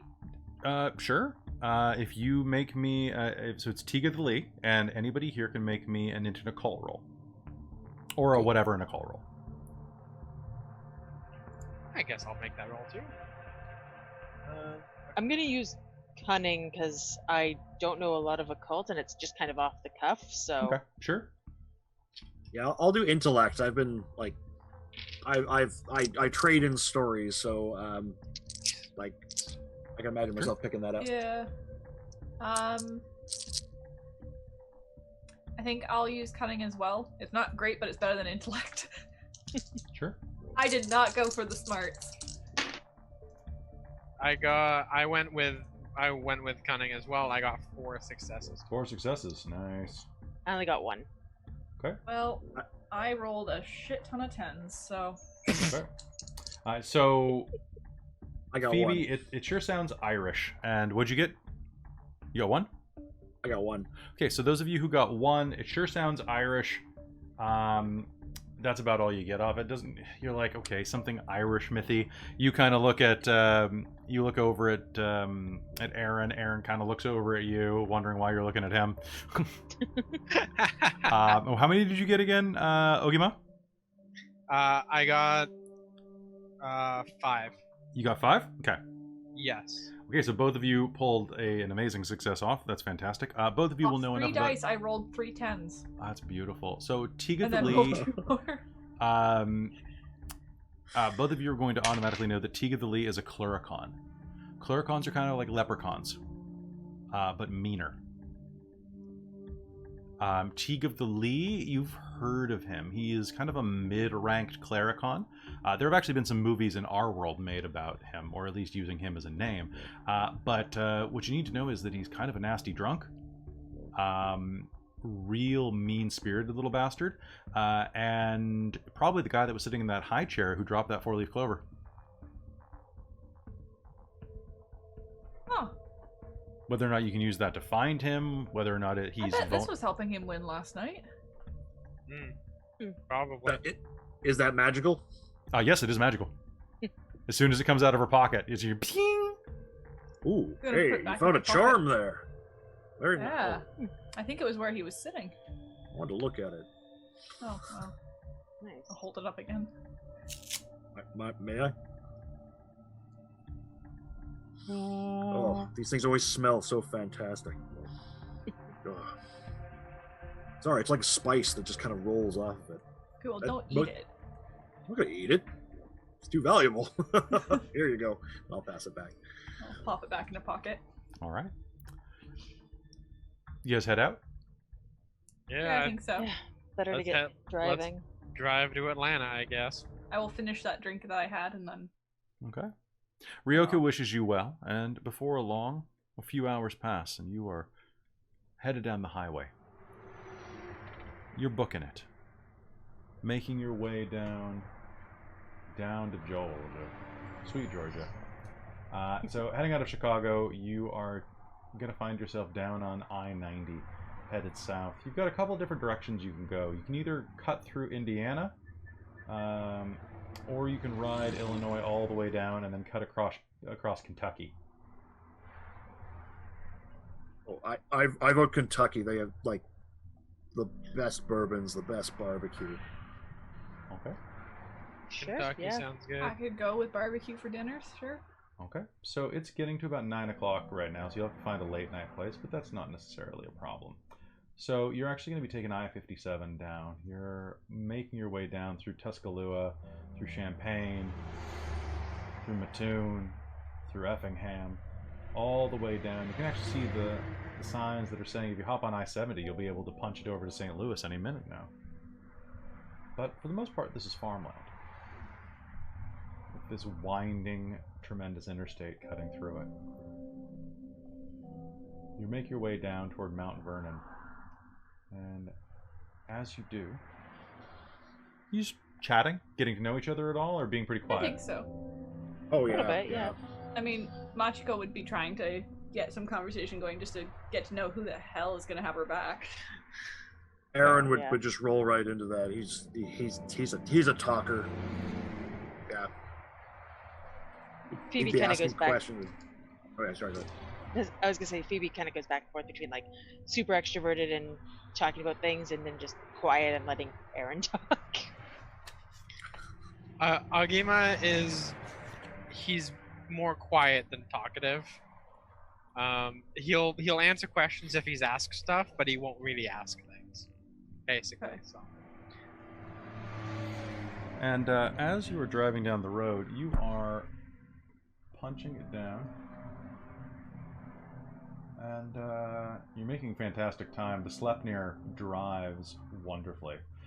You will see your turnoff.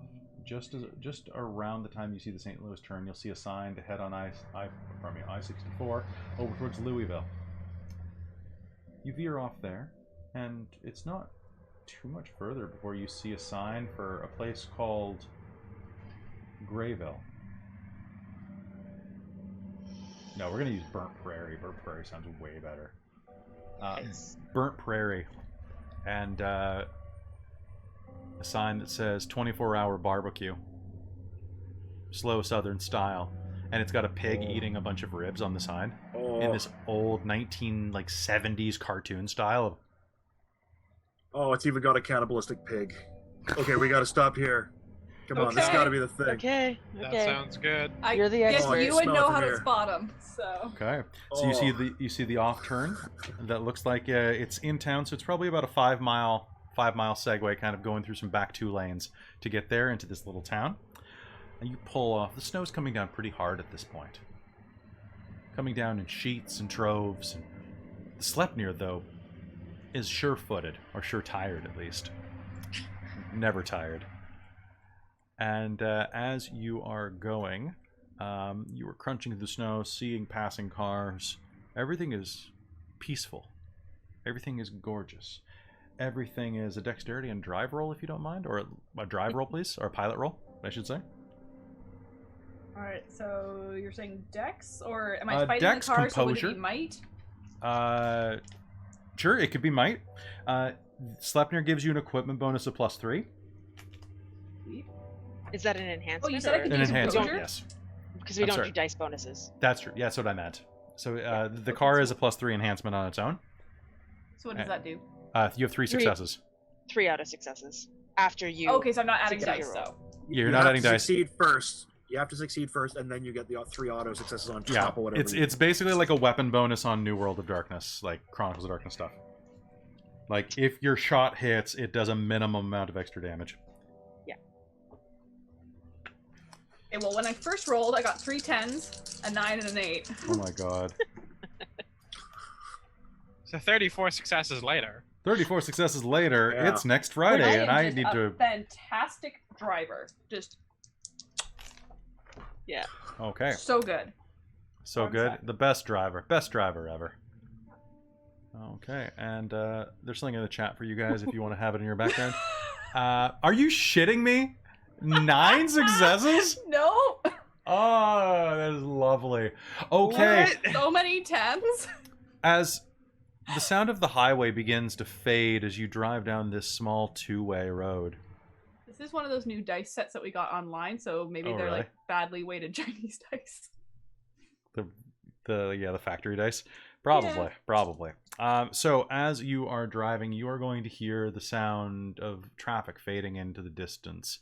And all of you are going to be getting comfortable. Your stomach rumbles and you feel that, that barbecue's going to sit nice and pretty.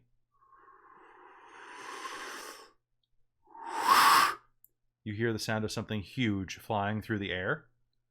And then your headlights are going to catch a tree coming down on your car. You are going Dodge. you're going to swerve out of the way, hitting a patch of ice and using it to Jake turn all the way back across the road, and are going to do freaking amazingly.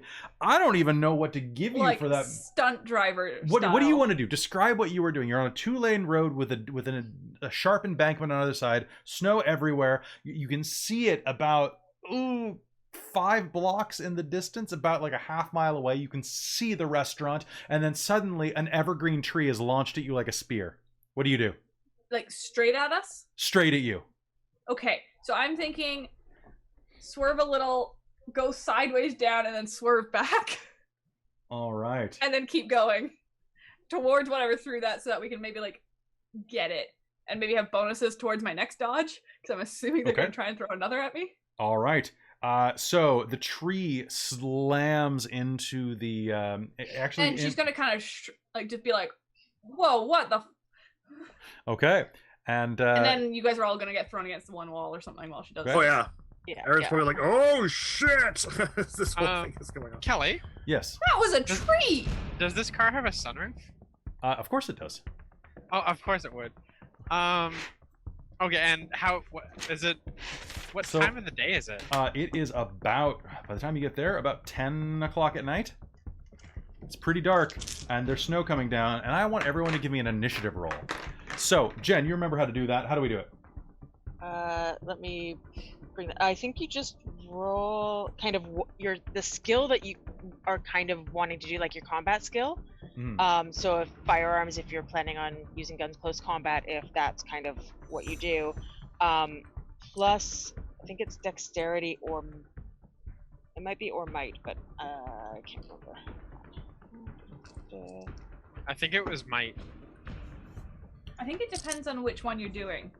Yeah, It's as flexible as all the other rolls, it is. essentially. So Okay. I would do might and close combat probably. Yeah, and then your successes are your initiative. Yeah, Okay. whereas for long range stuff, be more like firearms and dex. Okay. Well, Or- for long range weapons have their own thing. That's what you get Yeah, with range bands. That's right. You So have long a thing long range is cunning. cunning. Oh, that is better for me. There you go. I like things that are better for me. Okay, Yeah. so Oh, good. and, oh my god, these guys have high initiative. So when they have an NPC with initiative, is that their initiative dice pool or their initiative? It's probably their dice pool, right? Yeah, What do you mean? I just have a set rating, right? So I probably would just roll that. Yeah. I like Yeah, these dice. that would be their pool. And then Okay. Yeah. Then let me roll for number 2. Oh, you couldn't go on the same initiative, could you? No. Mhm. All right, so let's go ahead and count down initiative. Who got more than 5? oops, hold on. You got 8?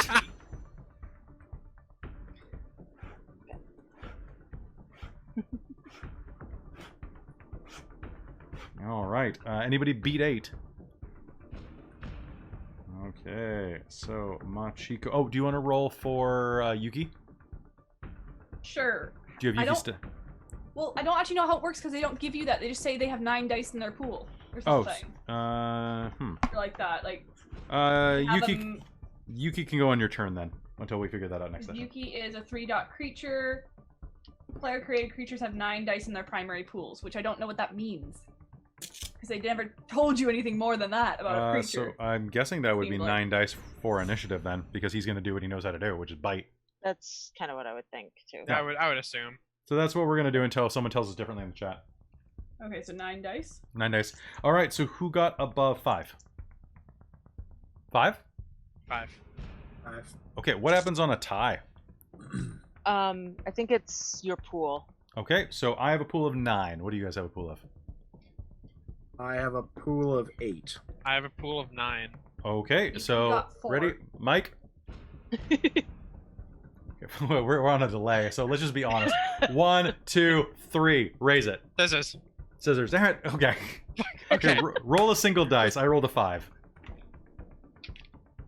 I rolled a 2. Okay, so it's gonna go. Machiko, how many successes do you have on the dog? 4. 4. Okay, so it goes Machiko. I also got 4. So. You will go before the dog. Yeah. Okay, so then it goes Ogimaa, and then it goes to Aaron, and then it goes. What'd you get on? So you have 4. Yeah. Okay. So then. So Aaron, then Phoebe, and then Yuki. Okay. All right. So, top of the initiative, just letting you know what happens. As you swerve and you start to formulate your plan to pop out the roof and do a shot at someone, you can hear bellowing across the field, Rocky! We eat you!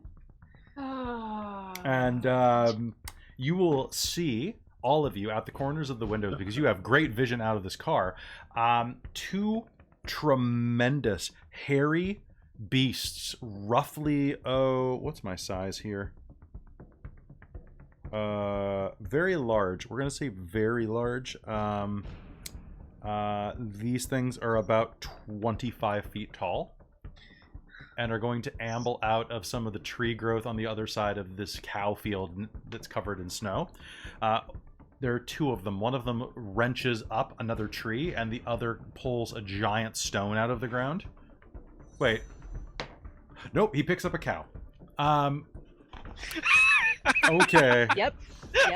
The cow tries to run, but the giant troll, it's hard to tell at this distance, picks it up and prepares to launch it. Machiko, you have initiative. What do you do? How far away are we from them now? Right now, you are about... to go towards them. You are about 50 feet. They're across a field. You could jump onto the field with the Sleipnir. It looks like an all-terrain vehicle. Or it acts like one. How does this work with range bands? Range bands. So, let's take a look. So, the range bands are... I gotta find that thing that Jen posted. Yeah, sure. it's right at the bottom of the stats and combat rules. There it is. Okay, so range bands. So range bands are basically like kissing, stabbing, shooting, and rifle shooting. Rifle shooting. They are shooting distance away, so they are medium range, I'll say. Okay, so I could, if I use my thing that covers 2 range bands, move within stabbing range band. Yes, you can. Okay. You'll basically just be an anime character and go... Well, we're kind of at the right distance. I know somebody has a rifle and somebody else has guns. So, I'm going to, I guess, fishtail the car to a stop. Okay, you can do that as a free action with your stunts. Pop out. And I want to use a purview that requires imbuing 1 legend. Okay. Into it. Cross those 2 range bands and attack it with my sword. Sounds good. Go ahead. Okay. Okay, so this is going to be a contested roll. By the way, just so you guys are aware, you have momentum. I have something called tension. Now, because we're not playing in person, I'm just going to let you know I have 5 points of tension right now. Okay. That I can use like momentum. I can use this to refresh some of my abilities. Like, so for example, if I have, an ability to do something really crazy, like, go into a bestial frenzy, I can refresh that by spending more momentum. Or tension. And for us, we have 4 because Mike earned 1 and I spent 1. Okay. If you're using a knack, you don't have to ask the rest of the group. But if you're doing anything else with momentum, then you do need to. Most of my stuff doesn't specify momentum. I only have that one thing even that asks for imbuing legend. Knacks always cost momentum. Oh, they do? Yeah. Okay. Yeah. They cost 1 momentum to use.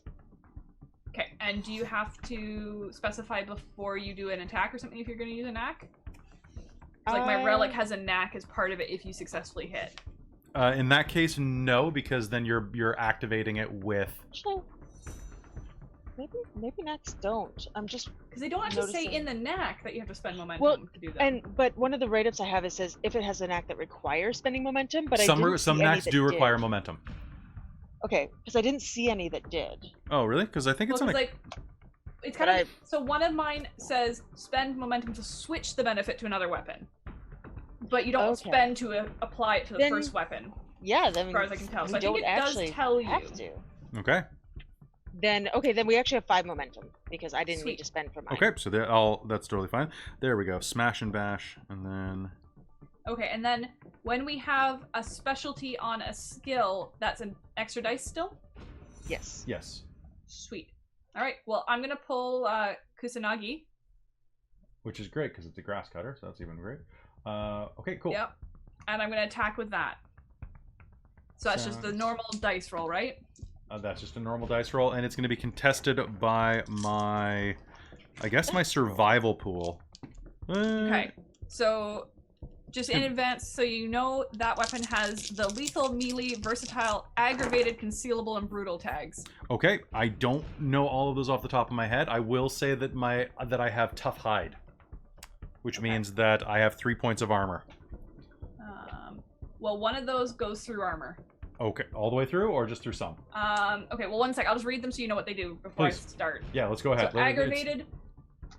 This weapon deals grievous magical damage, such as a blade made of raw fire or lightning or revealed face of God. Aggravated injury conditions are things like burned off completely and melted flesh, and can only be healed by magical abilities. Okay. Where's the next one? Brutal. This weapon can inflict massive trauma on a target. This weapon reduces the successes necessary for critical stunt by 1. Concealable Okay. doesn't really matter right now. Lethal. Deals lethal damage. Mhm. There was one I thought that cut through armor, essentially. I don't know. Just a quick one, Kelly. Mhm. I don't know if what you have for defense over there, but it's not like you don't add skills to defense. Yeah. Yeah, You you just- said survival pool, so No, I actually am just rolling a desperation pool. Yeah. Because I'm pretty sure that's... Oh, no, wait, I roll my... It literally just says defense underneath it. I'm dumb. well, Cool. you reflexively roll the highest of your resilience attributes without any skills. if Unless you're it's a defending. pre-built character, in which case you roll the line that says defense if you notice it, which I didn't until just now. The- I accidentally for read a everyone different else, knack, or a we all different have to- tag with one another. yeah. Never mind. All right, so thank you, audience, for being patient while we figure out this new combat system. Yeah. Okay, so I just roll Um, straight, and I just have their yes. defense or whatever. It just makes it more difficult instead of taking dice off. Yes. The Okay. defense, the successes that Kelly rolls as defense add to difficulty. Yeah. Okay. And It the base doesn't remove dice difficulty from my is... pool. The base difficulty is 1, Okay. and is that plus the scale difference? Because this thing is like- scale. This is the scale thing, because this is like a 20-foot Yeah. tall creature. So basically you're having to Yeah. pull a Kratos over here.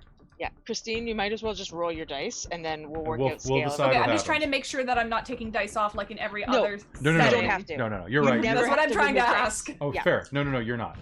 You never Okay. have to remove dice. You never add dice. Like, there's no bonus dice. There's no taking dice away. Okay. Yeah, Well, It's all okay, well, difficulty. wait, I asked about specialty. Does that not add a die then? Specialty does, but Okay. like Specialty is the no one other. instance. Yeah, no other ones. Okay, so, and then we're going to go with scale. Ooh. Scale Nice table. dice roll. So this Oh my guy God. is troll sized, so that's a scale of 1 versus scale of 0. So 1 second, I have to get more dice. oh Of no. course you do. I rolled like half my pool in 10s. That's Okay, so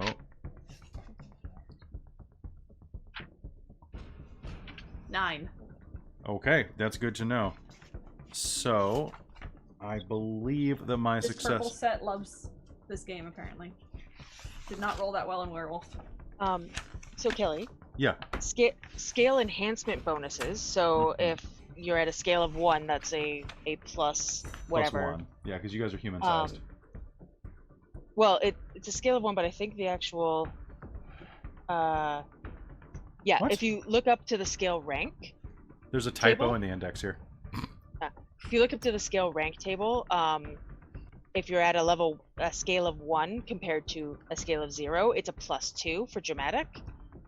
So it'll be a +2 to your defense. Automatic successes +2 to your defense. Okay. Oh, automatic successes. Okay. And then the only thing I need to look up real quick is how his armor works, because I didn't see anything about your weapons bypassing his armor. No. However, if it aggravated is going to be gross, because that means that if I had rapid healing, it wouldn't work. Okay, so the way that armor is, this is going to be hard. Hard armor grants 1 additional injury condition box. What does soft do? The inflict damage stunt by 1. I'm gonna, so I'm gonna say that it has 2 extra health levels and raises the difficulty by 1. I'm supposed to divide it up when I make the guy. Okay, so that means that I have 3. I have a defense and armor of 3. Okay. So subtract that from your successes. How many do you have? 6 then. Okay, so that is some damage right there. Let's go ahead and see what you can do with that. What's the range for a critical stunt then? Because my weapon reduces the successes necessary by 1 to reach that. Okay, let's look Whatever that up. That means. We're gonna be so good at this by game 2. It's just not stuck in my head. Yeah. It's because we're used to Chronicles of Darkness. It's fine. Yeah. What does it say, Christine? It's critical? This weapon reduces the successes necessary for a critical stunt by 1. Okay, a critical stunt is 4 successes normally, so you only need 3 to use it. Okay, well, so you got you got double that. Okay. So, time to start inflicting some stunts on me. Okay. Yeah. In addition, I want to use the knack of the sword. Okay. Which is the grass cutter stunt. Oh no. Whenever it inflicts a successful hit, so it's about 1 to 3 successes. Grass cutter 1 to 3 successes in brackets. I don't know what that means. Create or suppress 1 feature in the field in which the Scion stands, with a value equal to successes spent. So does that mean I have to spend successes instead of an injury against? Yeah, it means that you can alter things in the situation, like you could have all the snow disappear. That's what I was aiming for, to make it easier on Mike's character. Okay. Yeah, we can absolutely do that, because it sounds anime. So what you're going to do... Because I also want to injure this sucker. So you're going to inflict damage automatically, which is 0 plus your opponent. So... Which is also aggravated. Oh, so it's nasty damage. So that's the way it works. So that's the inflict damage move. So you actually have 7. 0 successes or 0 stunts plus opponent's armor. So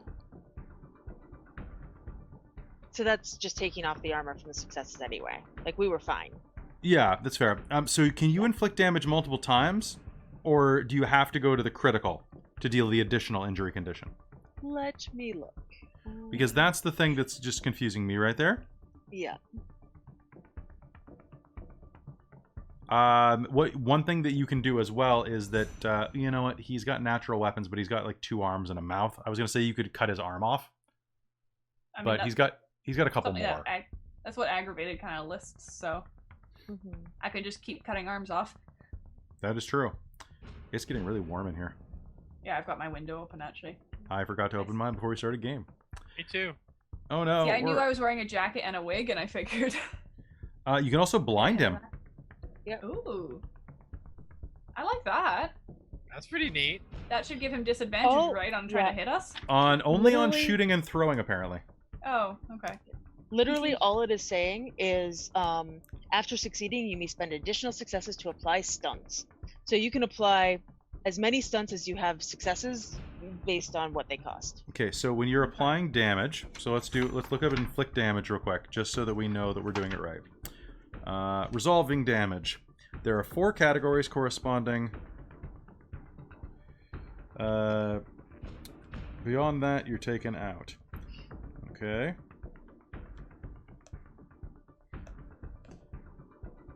So calculating injury conditions. Anyone with the bruise or main condition levels, stamina rating of 1, they can take... Sorry, what were you saying, Jen? I was just gonna say that I think Christine has 6 successes to work with and has already dealt 1 injury condition. Yes. So if you want to do critical, that's 3 more. So you spend 3 of your 6. Then you have your 1 to 3 for doing the thing. Grass cutter. Yeah. So you can either spend like your 3 remaining successes and do that if Kelly dictates that's how much it costs. Mm-hmm. It will. And you will have done 2 injury conditions and cleared all the snow. So that means the conditions entirely. So it would be like bruised and injured. Okay. Yeah. Okay, so it wouldn't be like. Yeah, if Okay. you look at our health boxes and our character sheets, we have levels of bruised, levels of injured Yeah. and maimed. Those are us taking those conditions, and you can basically say what the condition is, based on what level you're hitting. I guess Okay. the only question I have is that I'm going to be transparent just for this fight. These guys have 9 health levels. Mhm. So does that mean it takes 9 conditions to take me out? Yes. Okay. Okay. And All so my weapon basically does it that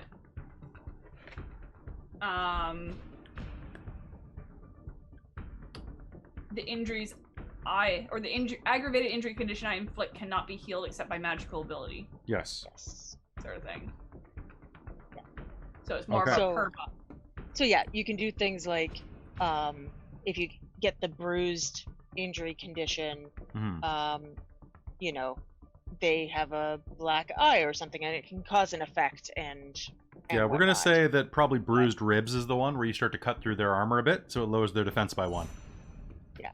That's probably the smart one. And then if we apply injured, so what do you think? Cracked ribs is another -2 defense. Yeah, that makes Yeah. sense. Or if you cut his leg, it halves movement speed and increases the difficulty of all agility. I'd Oh, say, actually, like, wait. maybe- No, we're already to maimed because we start. You're lethal, so we already start at injured. If I'm Oh, looking there at we this go. table right, because broken leg is the first one that has damage type lethal listed. Yeah, because I was gonna say stuff like bruised ribs or cracked ribs don't work with this aggravated injury tag. Yeah, it's fair. So Yeah. we're gonna 'Cause say it we're gonna says say stuff that like he's burned off maimed. So completely, as an example. okay, so So I I'm was thinking something a little more extreme than that. that's So, fair. yeah. I'm a little confused about the way that this works. We're learning. We're learning. So if anybody, I've been away from the chat for a little bit. Nobody Uh, said anything. You haven't we missed said- anything. All right. So if anybody knows how to do this, let us know. Okay. Also, injuries do not need to represent actual wounds. They can just be fated injuries, which are curses, or injuries held in abeyance, or close calls. They can be stuff like that. So they don't have to be specifically like, oh, you cracked his rib. Okay. Okay. So basically, you do 1 health level of damage to someone with 1 success. You do 2 with 4. Right? And then Yeah. every 4 on top of that you do another. Because then Yeah. you're getting extra. You can apply extra criticals then, right? Yeah, Yeah. exactly. Okay. I think that's the way it The works. wording on that first point of damage is just a little weird. It is. It's quite odd. Unless you're applying different things in... Yeah, sure, whatever. Okay, so you're going to do 2 levels of damage to him, and let's go ahead and apply the half movement and the minus to defense. Okay. Okay, Um, so you are going to draw your sword, vanish out of the car, and suddenly appear across the field, whipping the sword around, slamming into the side of this troll's body. All of the snow around you is going to just freeze for a moment, and then go as it's all cut in half.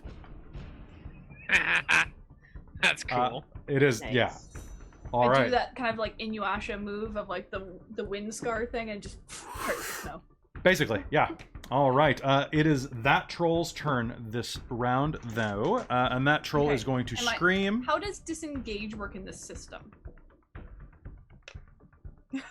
I don't know. I think you are. Sorry. Oh, I think you already. so you can. So there is no real disengage, but you can Just because you can defend. yeah. well, because my thing I imbued with legend, you gain a enhancement 3 on rolls to disengage is exactly what it says. Oh, okay. as well. Well, So I wasn't sure if I'm also able to do that to jump back away after jumping in. Not after doing all of that at the beginning of the round. No, I'm going to say no. So I need you to make me a defense roll. Okay, what's that? Dexterity. Your highest resilience. Your highest Okay. resilience. Oh my god. Also, Really? for anyone who maybe isn't immediately going into the fight, which is probably none of us, but you do have the option to full defend, where you roll double your dice, your resilience dice. Okay. So were you attacking the one holding the cow, or were you attacking the one holding the tree? Go with the cow. Okay. All right. Well, don't have a cow, man, because you're about to. Okay. And for those of you lower in the initiative, I appreciate you. Sorry, guys. I'm There's learning. too much shit I before- want to do. Yeah, I'm learning before we get Like, to my turn. I got That's cool good. crap. Have to use Yeah, Feats. I'm looking forward to my cool crap too. Nice. Feats of strength. Let's see. Throw a Yes. moo cow. Oh, Christine, Yes. as a close combat stunt, you could also sunder for 3 successes, where you use your weapon to damage your opponent's gear, making it unusable. Unfortunately, armor. his gear is natural armor. Fair. Or pardon me, you could technically damage the armor. You can't damage his weapons. That's what it is. Yes. Okay. So in this case, I am going to check the damage pool. So you are going to slash into him. He's going to roar and go, "Stupid Loki!" And it's going to hit you with a cow.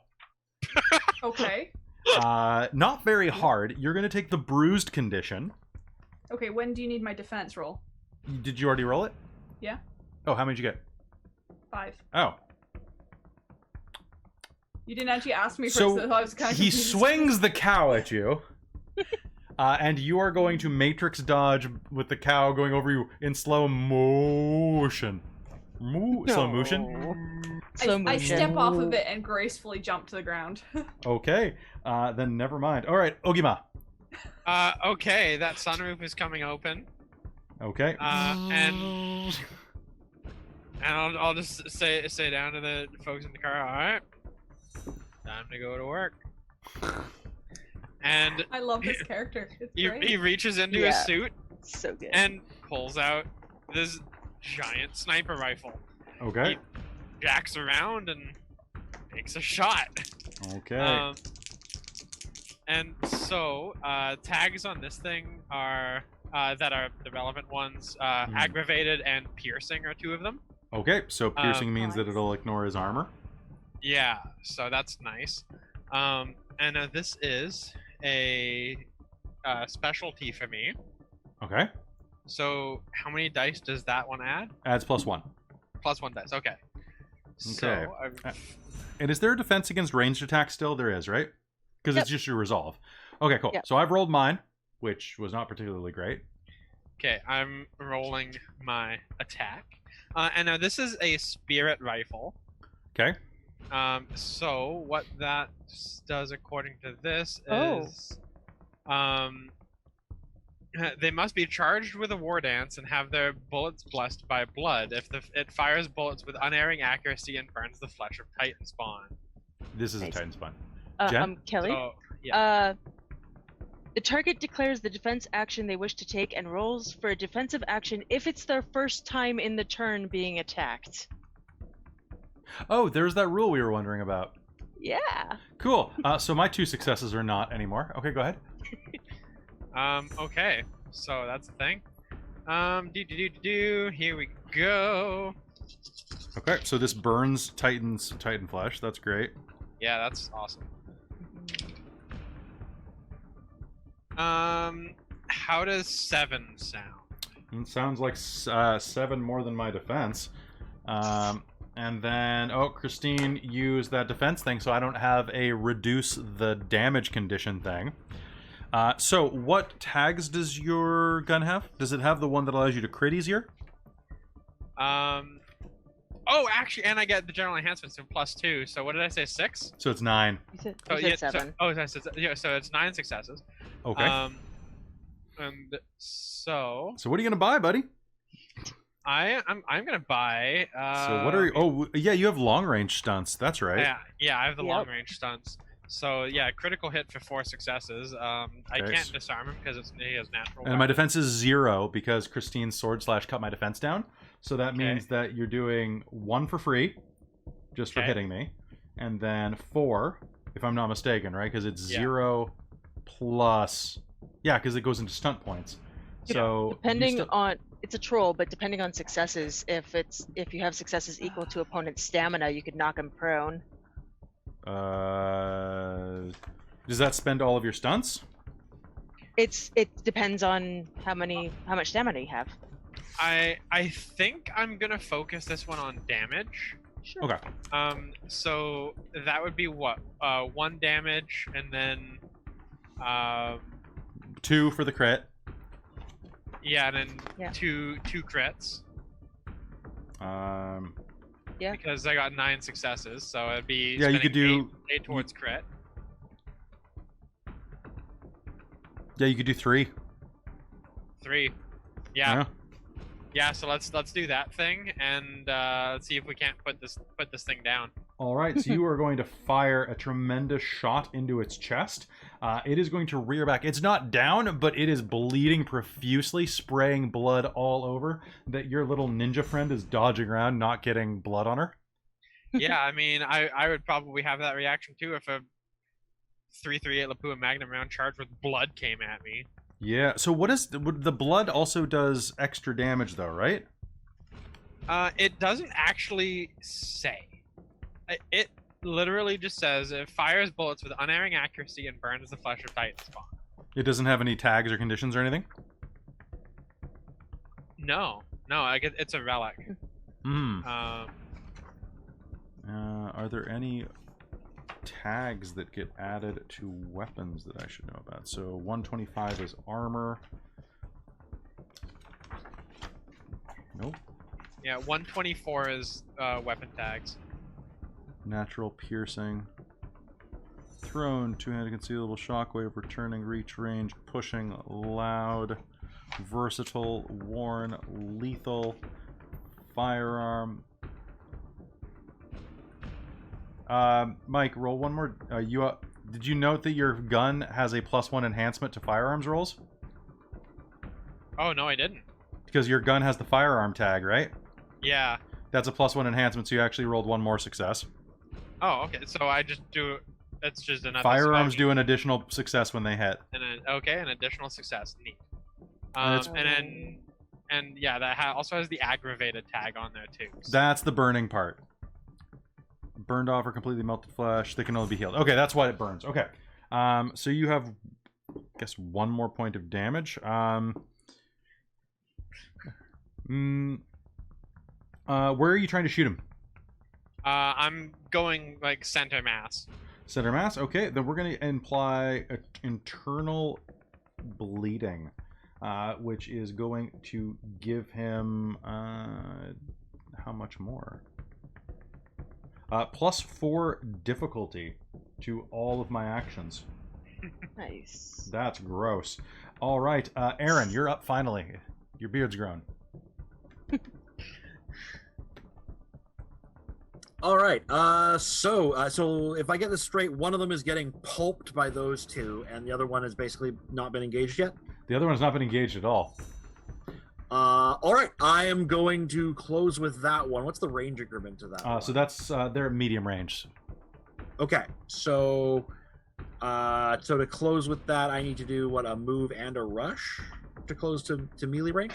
I believe so. Yes. Okay. Does it take your entire action? I guess. No, it doesn't. So Okay. Yeah. You use the momentum of the car because I want you to get into this fight. Let's go. Okay. So. Yeah. All right. Well, if we're treating it as one range increment less than that, I can just go anywhere the hell I want to because I've got step sideways. So as long as I can see it and I can stand on it, I can be there. Just be there.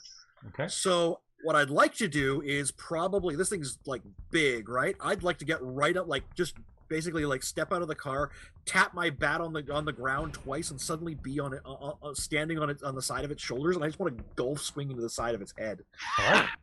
So it has. This is the one that has not been attacked. Yeah, I know. Okay. I don't do a lot of damage. I'm like support. I like knock things down. Okay. So he is going to try to just absorb the energy from your puny bat with his resolve roll. All right. And do. So I will attempt to knock down.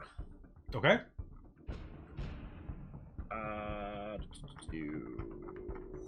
What's the damn rolls for this?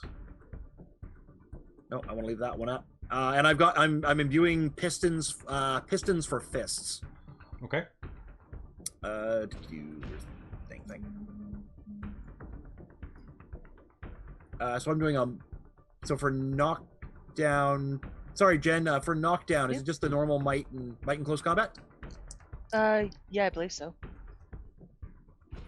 There we go. Lost everybody for a minute. Oh no. That's 4. 4 successes? Yep. Okay, so you are going to come away netting 3. Okay, so if I'm netting 3, then this is what I'm going to do to him. Okay, let me know. All right. I am going to. Okay, so I've got. Sorry, I got 5 total. I'm going to. Oh, because you had stuff. Okay. Yeah, because I've got bonus stuff. I'm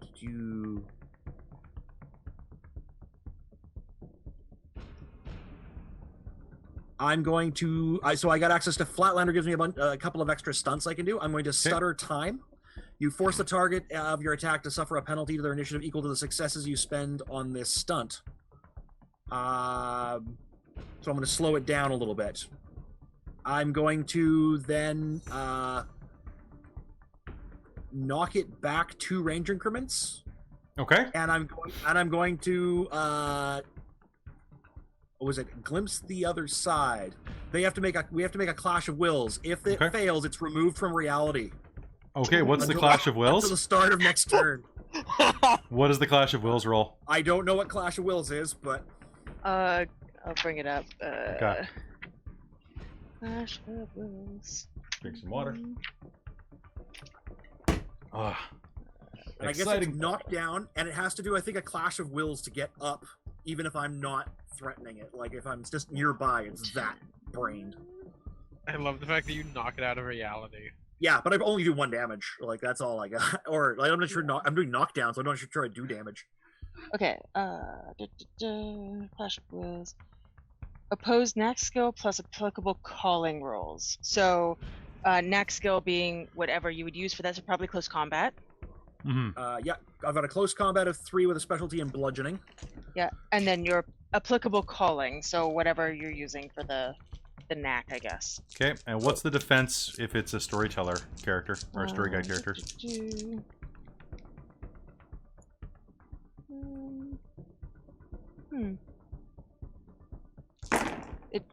I think it's the same roll.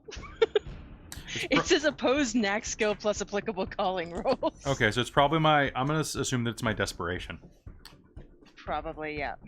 Because otherwise it's like 13 dice for my punching. Yeah. I don't think it's my punching. It might be my punching. Punching.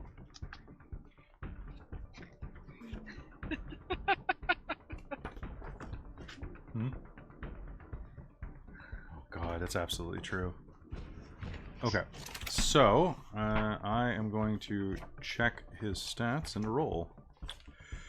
No, I keep flipping to the page with sorcerers. I'm not having sorcerers in this game, or am I? So primary pool. So it's just like your highest skill.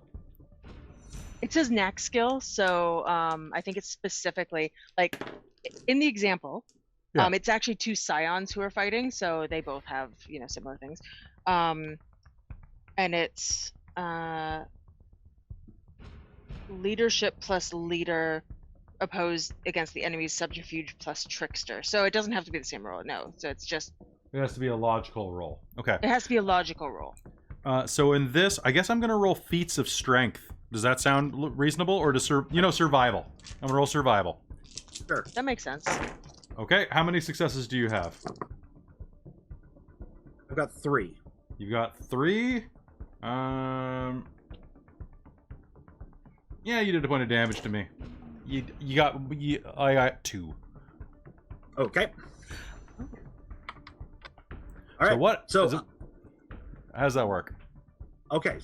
So I think so if I succeed on the knockdown, then he gets knocked prone and then back 2 range increments and then out of reality until next turn. Well, and he has out of trouble getting range up. increments means that he is basically, you're going to rush forward, running across the field with all of your might and girth, wind up, and like Casey at the bat, you're going to knock him into long range increment, which is a forest.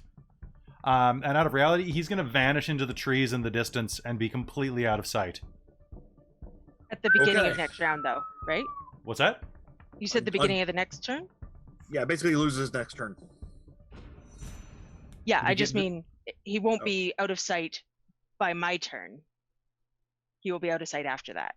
He's knocked, this number 2 is knocked out of reality immediately until the beginning of James's next turn. Is that how it's read?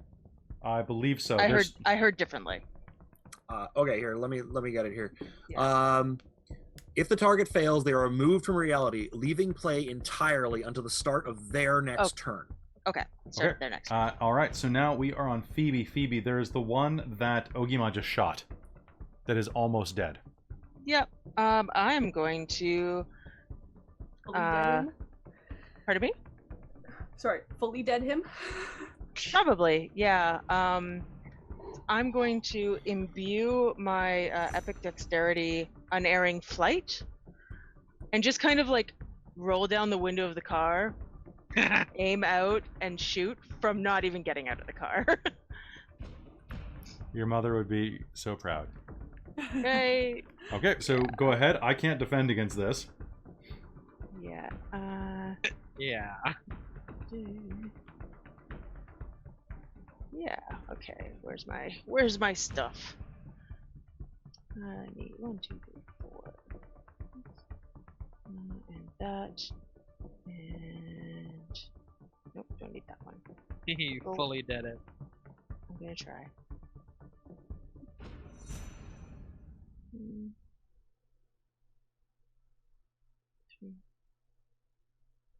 4 successes. 4 successes. All right, that's 4 over me. So what are you doing with that? And do you have any enhancements that you add to this? I already have. Okay. That was part of it. All right, so I get +3. this is a firearm, so you have a +1 enhancement because it's a firearm. Yes, that's included in the +3. Just making sure, because we just learned Yeah. that. So, okay. Yeah, one for the firearm, 2 because I get a +2. Or sorry, no, it's only a +2, so I have 3 successes. 3 successes. Okay. Yeah. All right. So what are you doing with those? I'm going to cause an injury. Actually, hold on. Does my nat give me? What else does that give me? Oh no, that's fine. I just don't have increased difficulty or anything. Okay. Why did I close this? That was dumb of me. I don't Oh, know. it's also my gun is loud. That's the only tag it has besides. So you put it firearms. outside the car. It's fine. Yeah, exactly. Just roll the window up a tiny bit.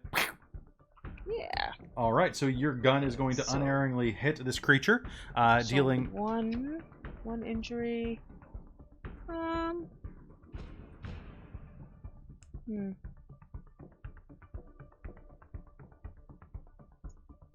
What else do I have here?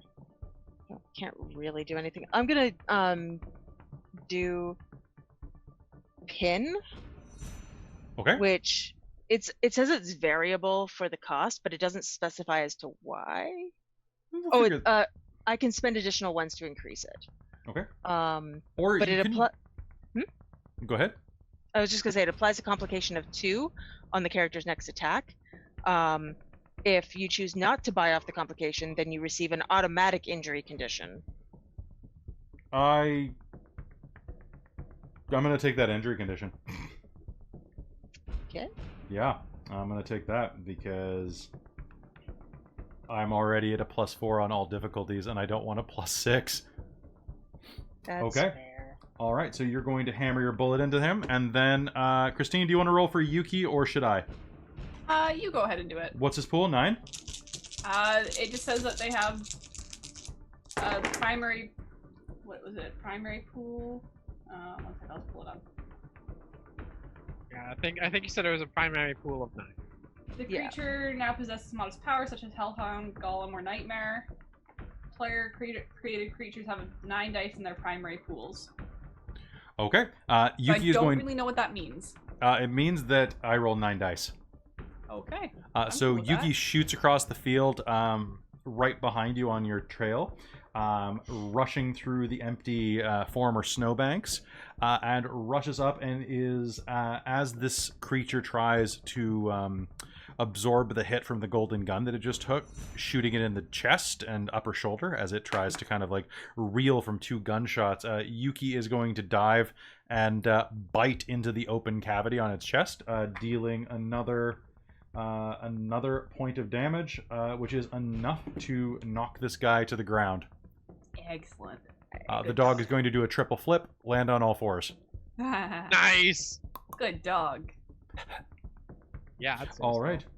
With that, the other troll has flown into the wild blue yonder, and doesn't seem like it's coming back this turn.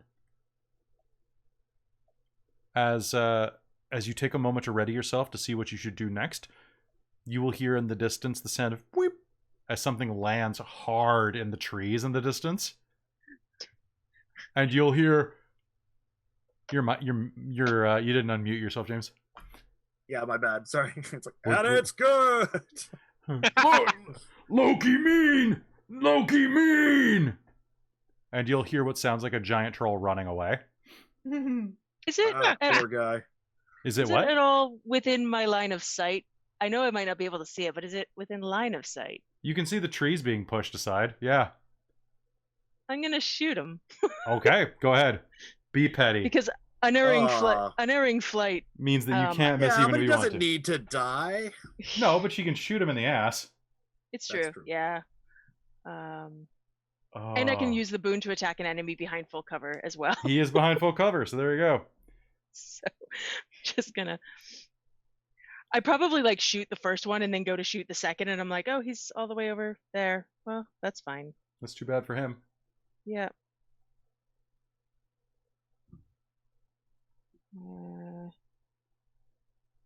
3, 4, 5, 6. Okay, you are going to hear another bellowing scream as you do that damage, saying, Loki mean! Yep. And it echoes into the night. A few minutes later, you will push open the doors to that barbecue place. It smells like pure heaven. A beautiful slow roasted barbecue sauce, Kentucky style here, rolls into your nostrils. A man behind the counter wearing a gleaming chef's apron smeared with barbecue sauce is going to lean forward on thick, meaty forearms and go, y'all look like you use a meal. Yes. Please. Yes. Come on, settle down. Wonderful, man. 'Tis the Just season. pile on the meat. Just Oh. pile on the meat. I can do that. I can Do do you have that anything indeed. plain that my dog can eat? I'm sure I could wrestle up some bones. Awesome. And drink. Please tell me you have drink. Of course I have drink. Wouldn't be Yule without drink, would it? So true. And as the camera begins to pull out, leaving you at that diner having a meal at the beginning of your road trip, you can still see in the distance the swath of trees as a troll runs away into the deep woods yelling, Loki me! And this begins your quest to get back the drink of the gods. So that's going to be it for this episode of Scion Heroes for the Holidays. We hope you had a good time. Did you guys have a good time? That was great. Yeah. So good. I loved That was that. fun, yeah. I Yeah. want That to was get. really good. Besides just figuring out the system, it feels like once we actually know it, it will flow really easily and be really narrative. Yeah, I think like we're not number crunching to hit stuff. It's like we are awesome. Of course we're gonna hit stuff. I think because the books are built in kind of an inverted pyramid of things, it's a little complicated if you don't start out in Origin. If you jump to Hero, you're adding extra rules on top of new rules, and there's a lot of cross-referencing. That just means we have to. I have both books open, right? You have both. I've got both books open, and I've got a searchable PDF on my laptop, and I'm like, oh god, what do? So guys, that was really cool. Oh, thank you, Tubobnik. That was awesome. But I love all your characters already, guys. Like so good. They're all very distinct and very interesting and just cool. I love it. Yeah. I had no idea that I'd go with the whole with the I like your show. You're hilarious. Yeah, I mean, like little moments like that. Like that completely caught me off guard. It worked really well. And immediately we're connected. It's perfect. Yeah, exactly. Yeah. Just, like this stoic, like short, sturdy. He's very quiet, runs a casino. I like your show. You're hilarious. Yeah, it's great. Okay. Just without a hint of a smile. So let's give you some experience. Aw. Yep. What are you gonna ask? No, I was just gonna say to Mike that I think that's the same sort of thing that happened in like episode 1 of Rhyme. Like Thea and I just started arguing about rats of all things. Yeah. Rats are historical. And that there was those characters. Yeah. Okay. Now, guys, the thing I would remind you is to spend more momentum in the future. Okay. Because you can use that to, I think, do more damage and stuff, right? You can use it to add dice to your roll, so I have a whole thing on what we can do. So add dice to add per die, 1 momentum per die to add a single die to a dice pool before it's rolled. We can do it to Storyguide characters as well if we have allies that we want to help us. That's one of the ones you have to share your idea for what you're trying to do, and we have to agree on that momentum. We can spend 3 momentum to add time intervals. Okay. So if you spend half the momentum pool, you gain you gain additional experience at the end of the game, is why I'm saying. Yes. The problem is that apparently with our dice rolling, we're not going to gain momentum very quickly. Because you get it from failing, right? You get it from failing, or if you decide to give it to us. That's fair. I will give it out for good role playing and making me laugh. So cool, awesome. So, because I want this to be a fun holiday romp. Okay, so everybody attended the game. Did anybody succeed any deeds? I did. Well, okay, so my short-term one was to detect lies. Okay, so that's 1 for you for that. Anybody else do a deed? I don't think so. No. I haven't set deeds. Oh, you got to set your deeds, man. What are you doing? Yeah, okay. I didn't realize you sent them either. Specifically your short-term one, because if you can get those in an episode, you get more XP. So. Yeah, you can actually set 2 short terms if you want, since this is a short chronicle. So then all of you achieved a story milestone because you got together and beat. I'm gonna give everybody 3 experiences just to be nice. So how do we spend that? You can spend it at 3 experiences. You can buy a new specialty. And then next level you can buy up skills or birthrights. Okay. What about attributes? Attributes cost 10. Oh, that's a lot. That's more than 3. We got a lot to begin with, so I think it's... Yeah. Yeah. Did we get bonus XP at the beginning? No. So. All right. So, hey guys, that's going to be it from us. If you liked what you saw here, go ahead and watch us over at twitch.tv/dorktales or youtube.com/dorktales. It's been fun, and I hope that you stick with us through this holiday season, and that we kill a lot of giants and get back some booze. Yeah. All right, so that's going to be it from us. Ooh, and that's going to be my... there we go. That was the wrong button. All right, so give us a follow. We'd love to have you. And with that, I think it's time to say goodnight, and we'll see you next Friday. See you next Friday. Bye! Good night, Joe. Bye. Bye. Aw, you waited too long, Mike.